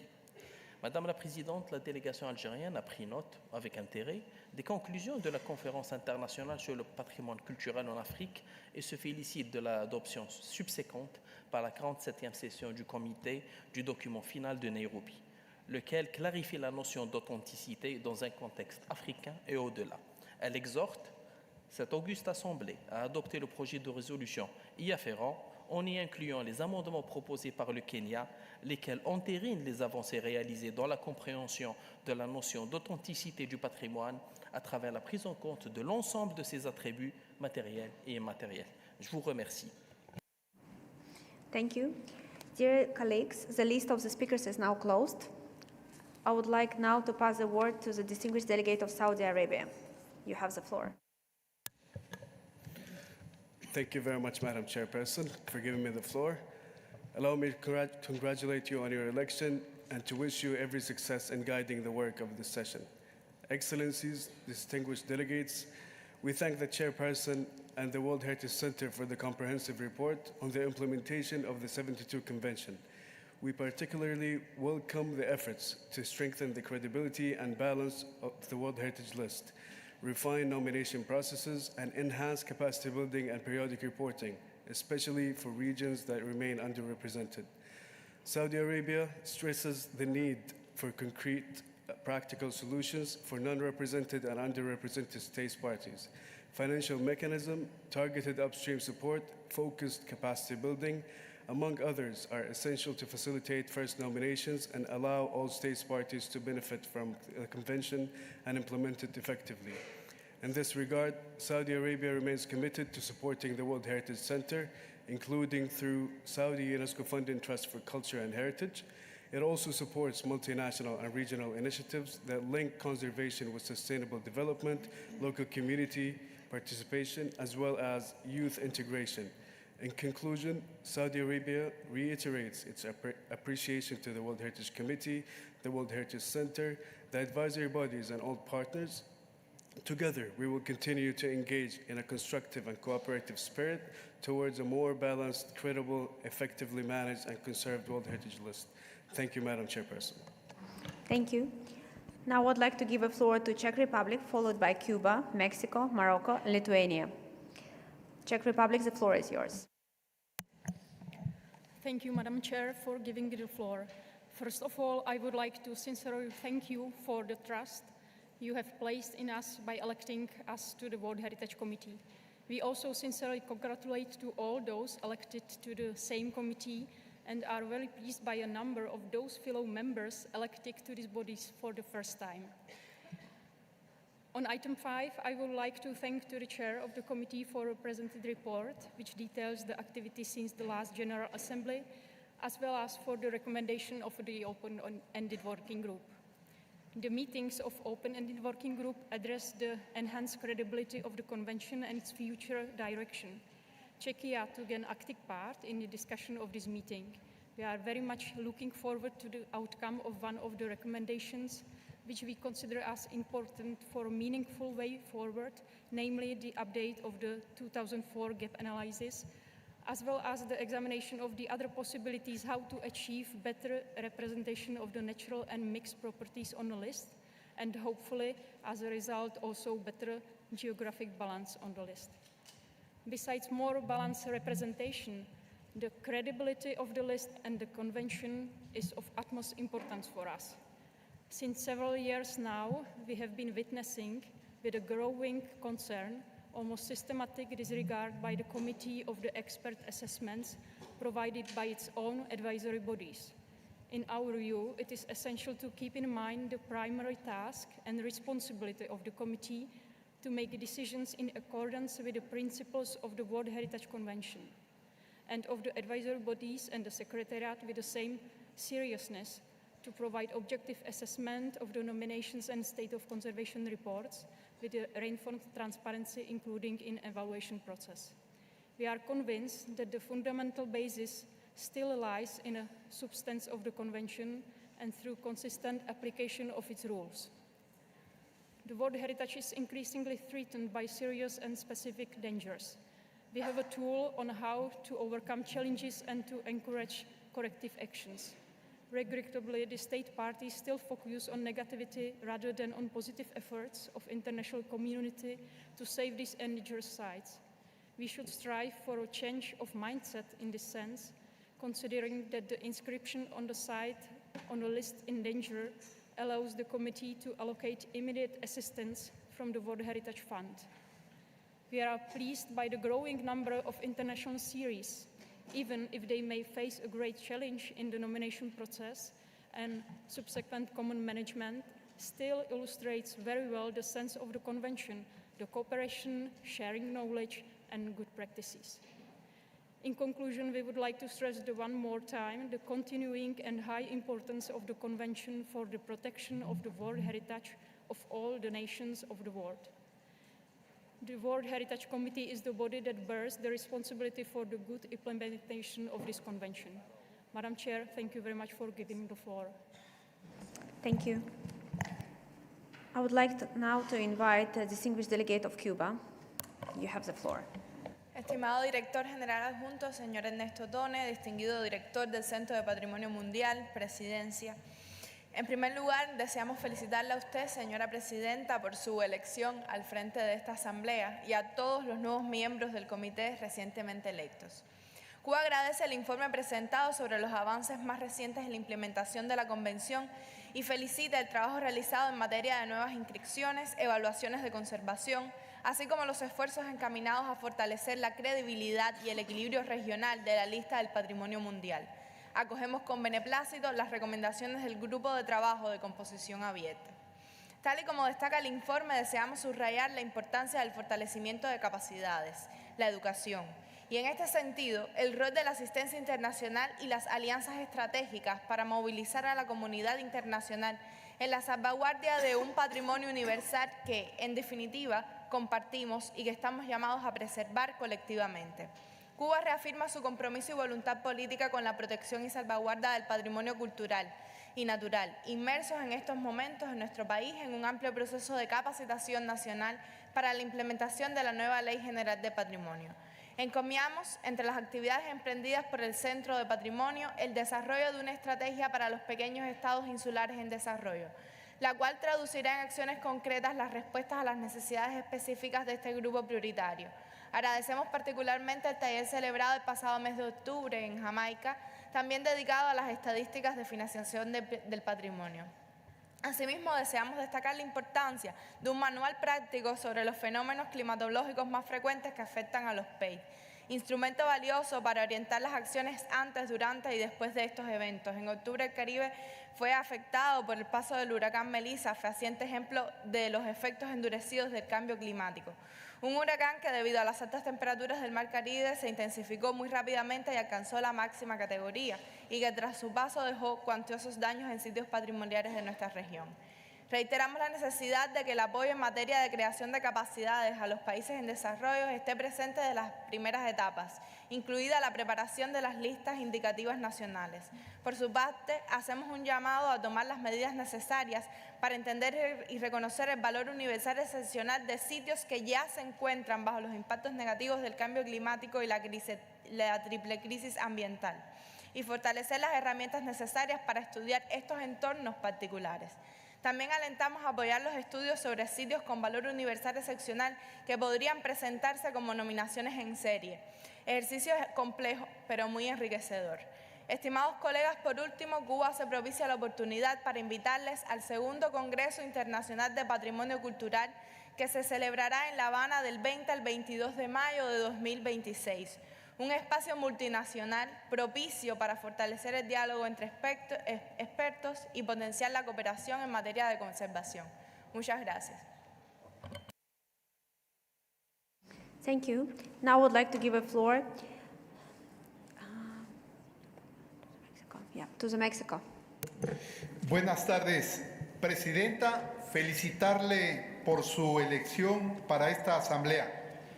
México agradece la presentación de este informe preciso que da cuenta de los valiosos trabajos del Comité del Patrimonio Mundial, en el cual nuestro país tuvo el honor de servir a esta membresía. Valoramos los avances alcanzados, que es inscripción de 50 nuevos bienes en la lista de Patrimonio Mundial, la ampliación de sitios ya existentes y el análisis de 372 informes de conservación, un número sin precedentes en la historia de esta importante convención. Estos resultados reflejan el compromiso de los miembros del comité y del secretariado del Centro de Patrimonio Mundial con la protección del patrimonio cultural y natural a escala global. México felicita sinceramente al Comité de Patrimonio Mundial por el dedicado esfuerzo del centro, del subdirector general para la cultura y, por supuesto, de los estados parte para que 4 sitios se exceptuaran de la lista de Patrimonio Mundial en riesgo o en peligro. Reconocemos el logro de esta tarea de Madagascar, Egipto, Libia y Senegal. Por otra parte, celebramos con profundo orgullo la inscripción de la ruta Huijárica por los sitios sagrados hasta Huiricuta. Esta inscripción es inédita, es un logro no solo que honra la riqueza cultural de los pueblos originarios de México, sino que también subraya la importancia de preservar aquellos patrimonios que expresan vínculos vivos entre comunidades y territorio. Y en ese sentido, apreciamos la labor exhaustiva de los órganos evaluadores que tomaran en cuenta un expediente innovador que nos permite hoy salvaguardar este patrimonio vivo. Estamos ciertos que debemos encontrar nuevas vías de colaboración para enriquecer la lista. Sin embargo, es importante que no solo nos concentremos en espacios geográficos, sino también en la diversidad de categorías que permitan consolidar una lista más incluyente. Las 25 recomendaciones que se lograron por consenso implicaron muchas horas de discusiones en sala y vía remota, con importantes aportaciones, por lo que México invita a toda la membresía a adoptarlas como resultado del compromiso con la protección del patrimonio mundial y con el trabajo multilateral que permite su preservación para las generaciones presentes y futuras. Finalmente, permítanos ustedes felicitar a los recién electos miembros del comité, sabedores de que sus expertos velarán por el respeto irrestricto a la Convención y a sus directrices. Reiteramos nuestra plena disposición a colaborar con estos esfuerzos y a fortalecer el espíritu de cooperación y paz que inspira la Convención de 1972. Muchas gracias. Thank you. Distinguished delegate of Morocco, the floor is yours. Merci Madame la Présidente et je voudrais vous féliciter pour votre élection et encore une fois saisir cette occasion pour renouveler notre gratitude et nos remerciements à l'Ouzbékistan pour l'extraordinaire accueil qui nous a été réservé à l'occasion de l'organisation de la conférence générale. Merci encore. Je voudrais également saluer la qualité du rapport présenté par le secrétariat, saluer aussi l'extraordinaire travail accompli par le Centre du patrimoine mondial, malgré les difficultés liées aux moyens, et Dieu sait qu'il y en a. En tout cas, merci infiniment pour tout ce travail. J'en profite bien sûr également pour féliciter l'ensemble des États membres qui viennent d'être élus au Comité du patrimoine mondial. Et je voudrais revenir simplement rapidement sur la question de l'authenticité, parce que malgré ces grandes réalisations, les progrès qui ont été accomplis, la stratégie mondiale n'a pas encore réussi à garantir une liste du patrimoine mondial plus représentative, plus équilibrée. Le patrimoine africain, mais ça n'est pas que le patrimoine africain, cela concerne l'ensemble des régions du monde, reste sous-représenté sur la liste, bien que les raisons des difficultés rencontrées par le continent africain pour augmenter le nombre des sites inscrits sur la liste du patrimoine mondial soient multiples. L'un des défis est que les approches de la gestion du patrimoine, y compris la compréhension et l'application des concepts de valeurs universelles exceptionnelles, d'authenticité et d'intégrité n'ont pas encore été mises à profit dans le contexte de la transformation culturelle de l'Afrique et ailleurs également. Et il en est résulté malheureusement une dichotomie entre la compréhension des discours patrimoniaux qui sont largement élaborés dans des contextes universitaires et les applications locales et régionales des concepts. Et par conséquent, l'authenticité et l'intégrité du patrimoine nécessitent une étude plus approfondie, une adaptation également.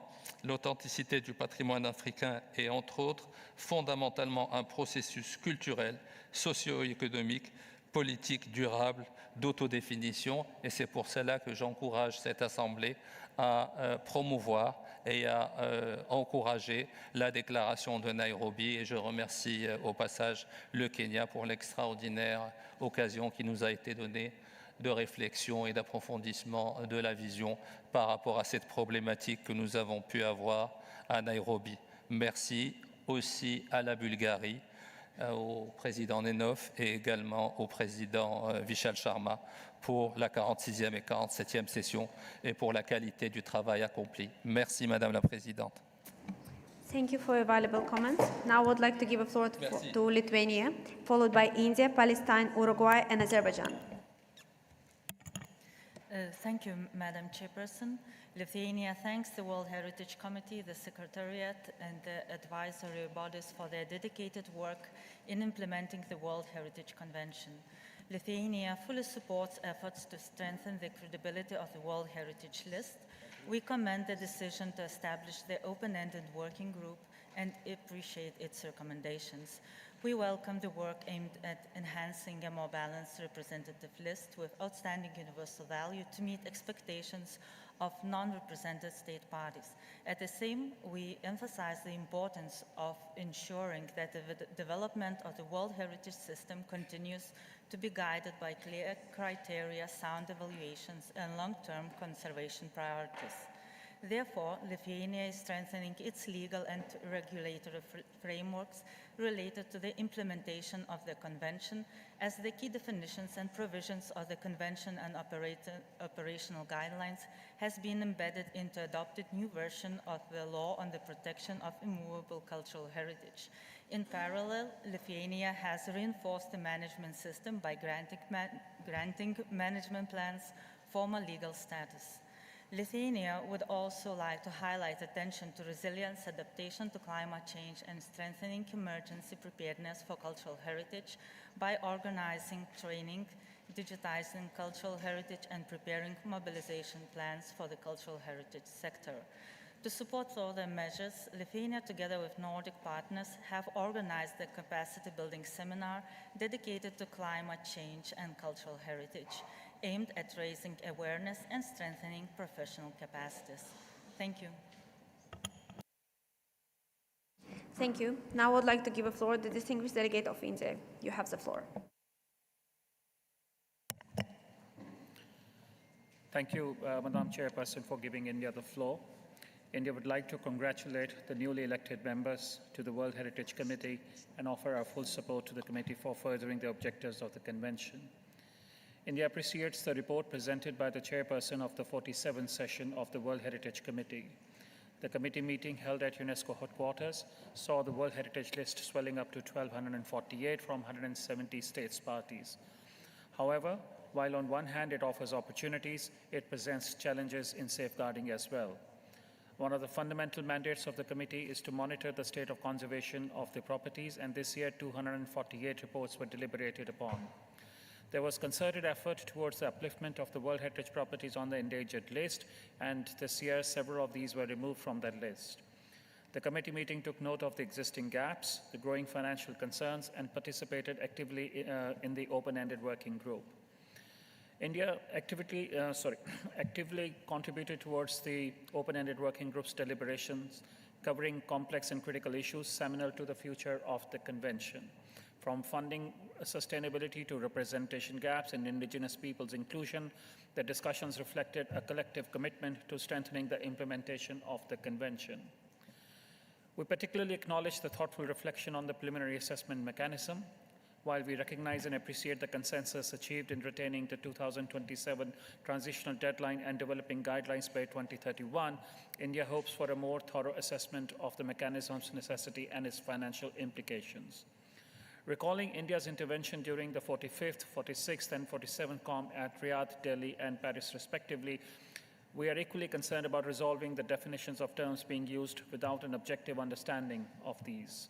We're concerned that terms like underrepresentation, overrepresentation, well-represented, etc. do not have a scientific explanation and remain subjective till date. We hope that these terms are defined scientifically. India welcomes the initiatives being taken towards developing synergy between the 1972 Convention and the other conventions. We believe this needs further deliberations. India urges the Secretariat to continue their efforts to increase the funding for various activities of the Centre and support to the advisory bodies, the Category 2 centres. This is critical considering that we have now 1,248 properties on the list and 1,771 on the tentative list, and these lists will only grow with time. India is committed to ensure the balanced and credible list to the World Heritage and thus calls for adequate representations of the World Heritage properties of all the states parties signatory to the Convention. We look forward to continued collaboration in the spirit of solidarity. Thank you, Madam Chairperson. Thank you. Distinguished Delegate of Palestine, you have the floor. Thank you so much, Madam President. Madam President, allow me first to congratulate you and all members of the Bureau on your elections, and to congratulate all new members, states, on their elections to the World Heritage Committee. We look forward to working with all of you. Excellencies, I stand before you to add more substance to the great report of the Secretariat and of the President of the World Heritage Committee, as I carry the weight of an entire people whose history, culture, and identity are under direct attack. Across Sebastia, Hebron, Al-Khalil, Jerusalem, and Gaza, actions taken by Israel, the occupying power, are dismantling centuries of heritage with a speed and intensity that demand the full and immediate attention of this assembly. In Sebastia, a cultural landscape reflecting more than 3,000 years of civilization, and an expropriation order issued on the 19th of November, just a few days ago, seizes the entire Acropolis, hundreds of Palestinian agricultural parcels, and the terraces, historic buildings, and living urban fabrics of the town. A deliberate attempt to sever the archaeological mound from its community and impose a fabricated narrative and extinguish the cultural continuity of Sebastia. In Hebron Al-Khalil, Old Town, a World Heritage property already on the list of World Heritage in danger, the situation has reached a critical threshold. Israel has intensified confiscations targeting properties, and a massive settlement project has been approved for the historic central vegetable market, including 63 settlement units, multi-story structures, underground levels, and a religious complex inside the core of the old city. These instructive constructions will sever the historic pathways to the Ibrahimi Mosque, tomb of the Patriarch. Equally alarming, on the 15th of September 2025, Israel issued an order to acquire 288 square meters of the open courtyard of the Ibrahimi Mosque, tomb of the Patriarch, to which I have written several times to this very committee, with the intention of covering this historical open space. This courtyard is the monument's only natural ventilation source and an essential architectural element. Covering it violates the site's authenticity, integrity, and outstanding universal value, and infringes upon the Islamic Waqf legal ownership of the State of Palestine, rightful authority of this sacred place. In Jerusalem, violation beneath and around Al-Aqsa Mosque, Al-Haram Sharif, have escalated to a level of imminent danger. Illegal excavation of the Umayyad palaces have caused cracks in the mosque's southern foundation after structural layers were unlawfully removed. Meanwhile, the Jordanian Awqaf is being obstructed from carrying out essential restoration work. These measures aim to alter the historical and legal status quo and endanger the structure, stability, authenticity, and sacred character of the World Heritage Site. And in Gaza, the scale of destruction is unprecedented in UNESCO's history. Entire historical districts have been erased. Museums, archives, libraries, archaeological sites, mosques, churches, cultural centers, and centuries-old neighborhoods lie in ruins. Simply a systematic destruction of Palestinian culture. Excellency, I'll try to really quickly end. This assembly cannot remain silent. If Israel can continue to target, confiscate, and destroy the heritage of Palestine with impunity, then our shared human story stands vulnerable to erasure. We cannot allow indifference to replace responsibility. We therefore urge the World Heritage Committee and the World Heritage Center to give the highest attention to these violations and to employ the Convention's mechanism to strengthen monitoring and protection. I thank you. Thank you very much for your valuable comments.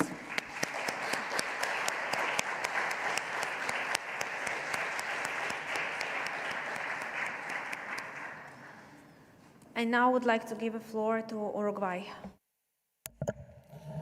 Gracias, señora presidenta. Como es la primera vez que tomamos la palabra, la felicitamos por su designación y aprovechamos la oportunidad para también felicitar a los nuevos miembros del Comité de Patrimonio Mundial. Uruguay desea destacar positivamente los continuos esfuerzos del Comité de Patrimonio Mundial, del Centro del Patrimonio Mundial, por lograr racionalizar el uso de recursos de la Convención en el actual contexto de restricción presupuestaria, especialmente en lo que afecta al centro, y por lograr, a pesar de ese difícil contexto, atender la desigualdad de distribución geográfica de la designación de sitios patrimonios de la humanidad.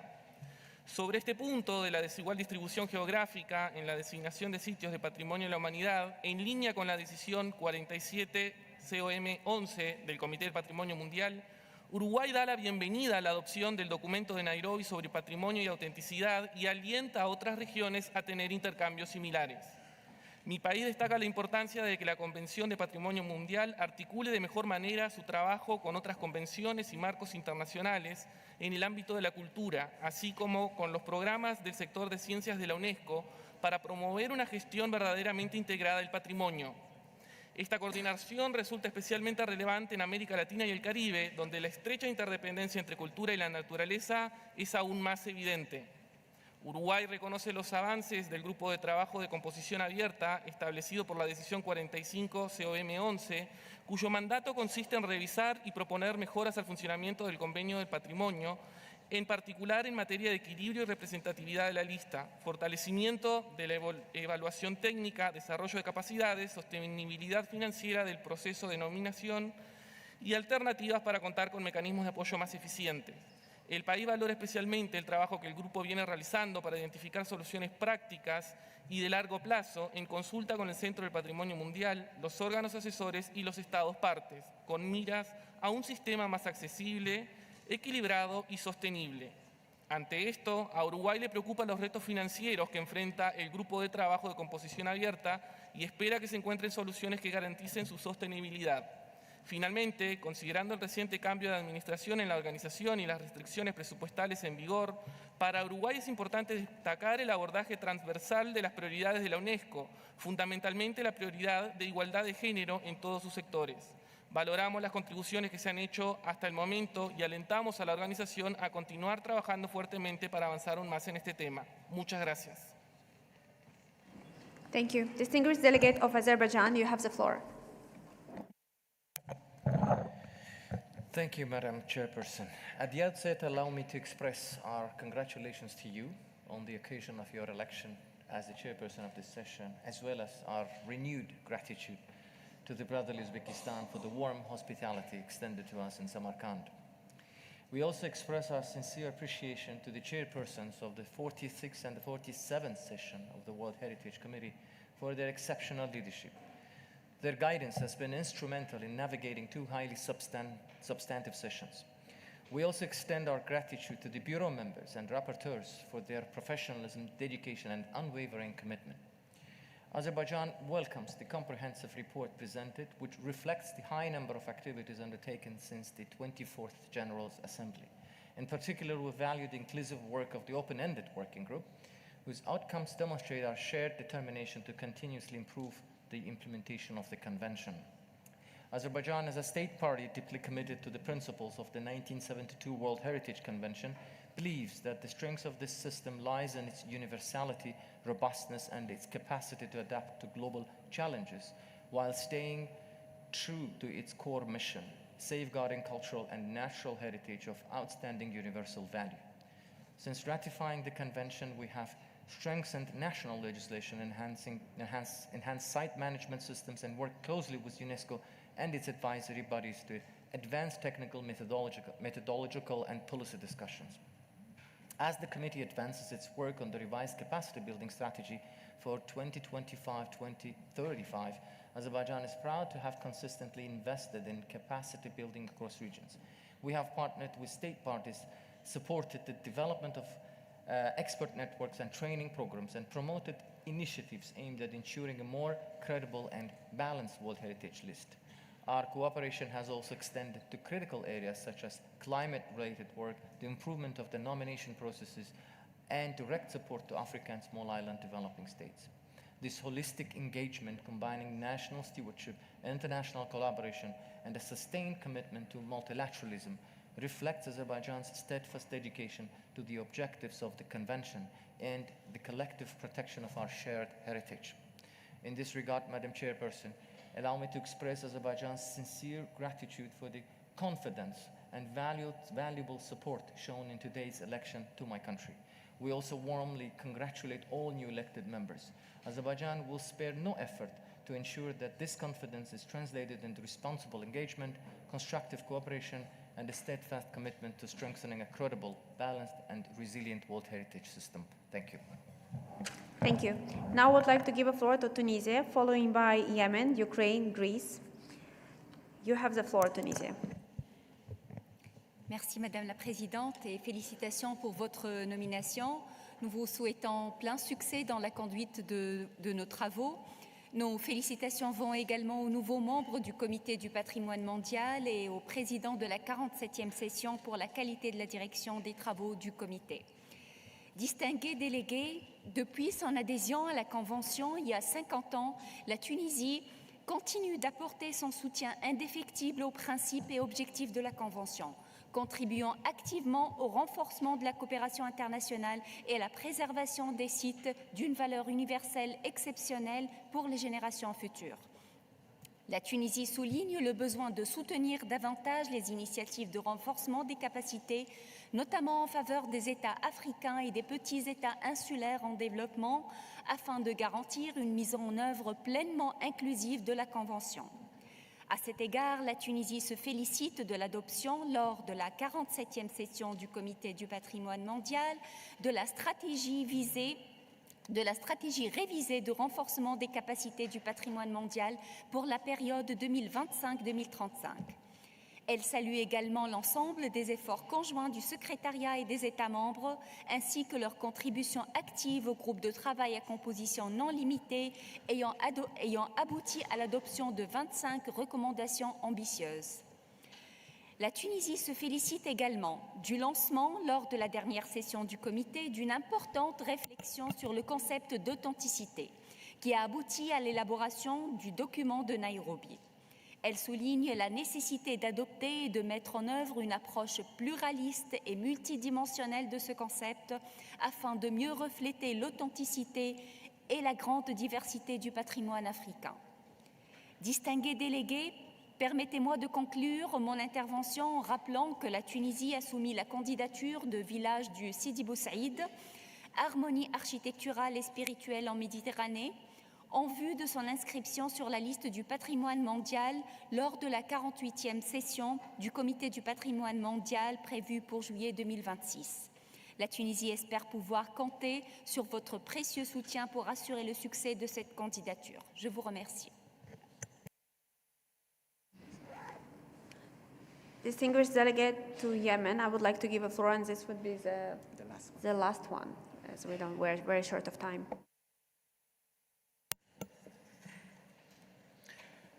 شكرا السيدة الرئيسة، وأهنئك على انتخابك لرئاسة الجمعية العامة، كما أهنئ الدول التي انتخبت للجنة التراث العالمي، وكذا الأعضاء الجدد في المكتب، ونشكر رئيس الدورة السابقة للجنة التراث العالمي على التقرير، والشكر موصول لجهود السكرتارية.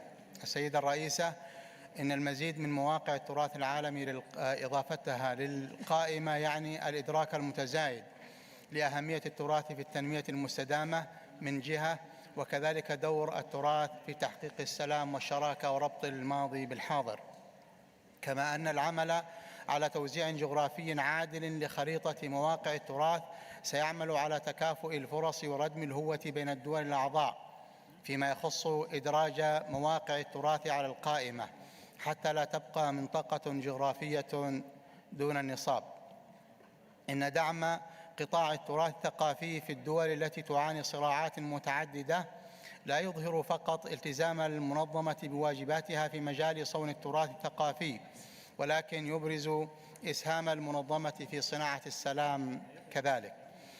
إن دعم اليونسكو بهذا الخصوص ينبغي أن يشمل دعم الدول التي تمر بصراعات في مجالات التدريب والتأهيل وبناء قدرات الأجهزة الحكومية والمساعدة على إشراك المجتمعات المحلية في صون التراث. وهنا نحيي جهود فريق العمل المفتوح وتوصياته بهذا الخصوص، مع التركيز على ضرورة العمل على رفع مستوى الوعي بأهمية التراث الثقافي والحفاظ عليه، وكذا مساعدة الدول الأعضاء في بناء قدراتها فيما يخص العمل على رفع مواقعها التراثية من قائمة الخطر. شكرا سيدة الرئيسة. Thank you. Dear colleagues, now I would like to ask Mr. Orlando Asomo to read the list of the remaining speakers of the list of the agenda item. Thank you, Madam Chairperson. The following state parties are still to intervene tomorrow. Ukraine, in the following order, I'm reading. Ukraine, Greece, North Macedonia, Tanzania, Nigeria, St. Vincent and the Grenadines, Zambia, Peru, Poland, Iraq, and Austria. Thank you, Madam Chairperson. Thank you. Dear colleagues, considering the time, I have to adjourn this meeting until 10 a.m. tomorrow morning. I have the pleasure to inform you that the Director General, Professor Khalid Helenani, will join us tomorrow morning and will address the General Assembly. Therefore, I count on you. Please be on time at the room by 9:55. Thank you very much. The meeting is now adjourned until tomorrow morning. Thank you.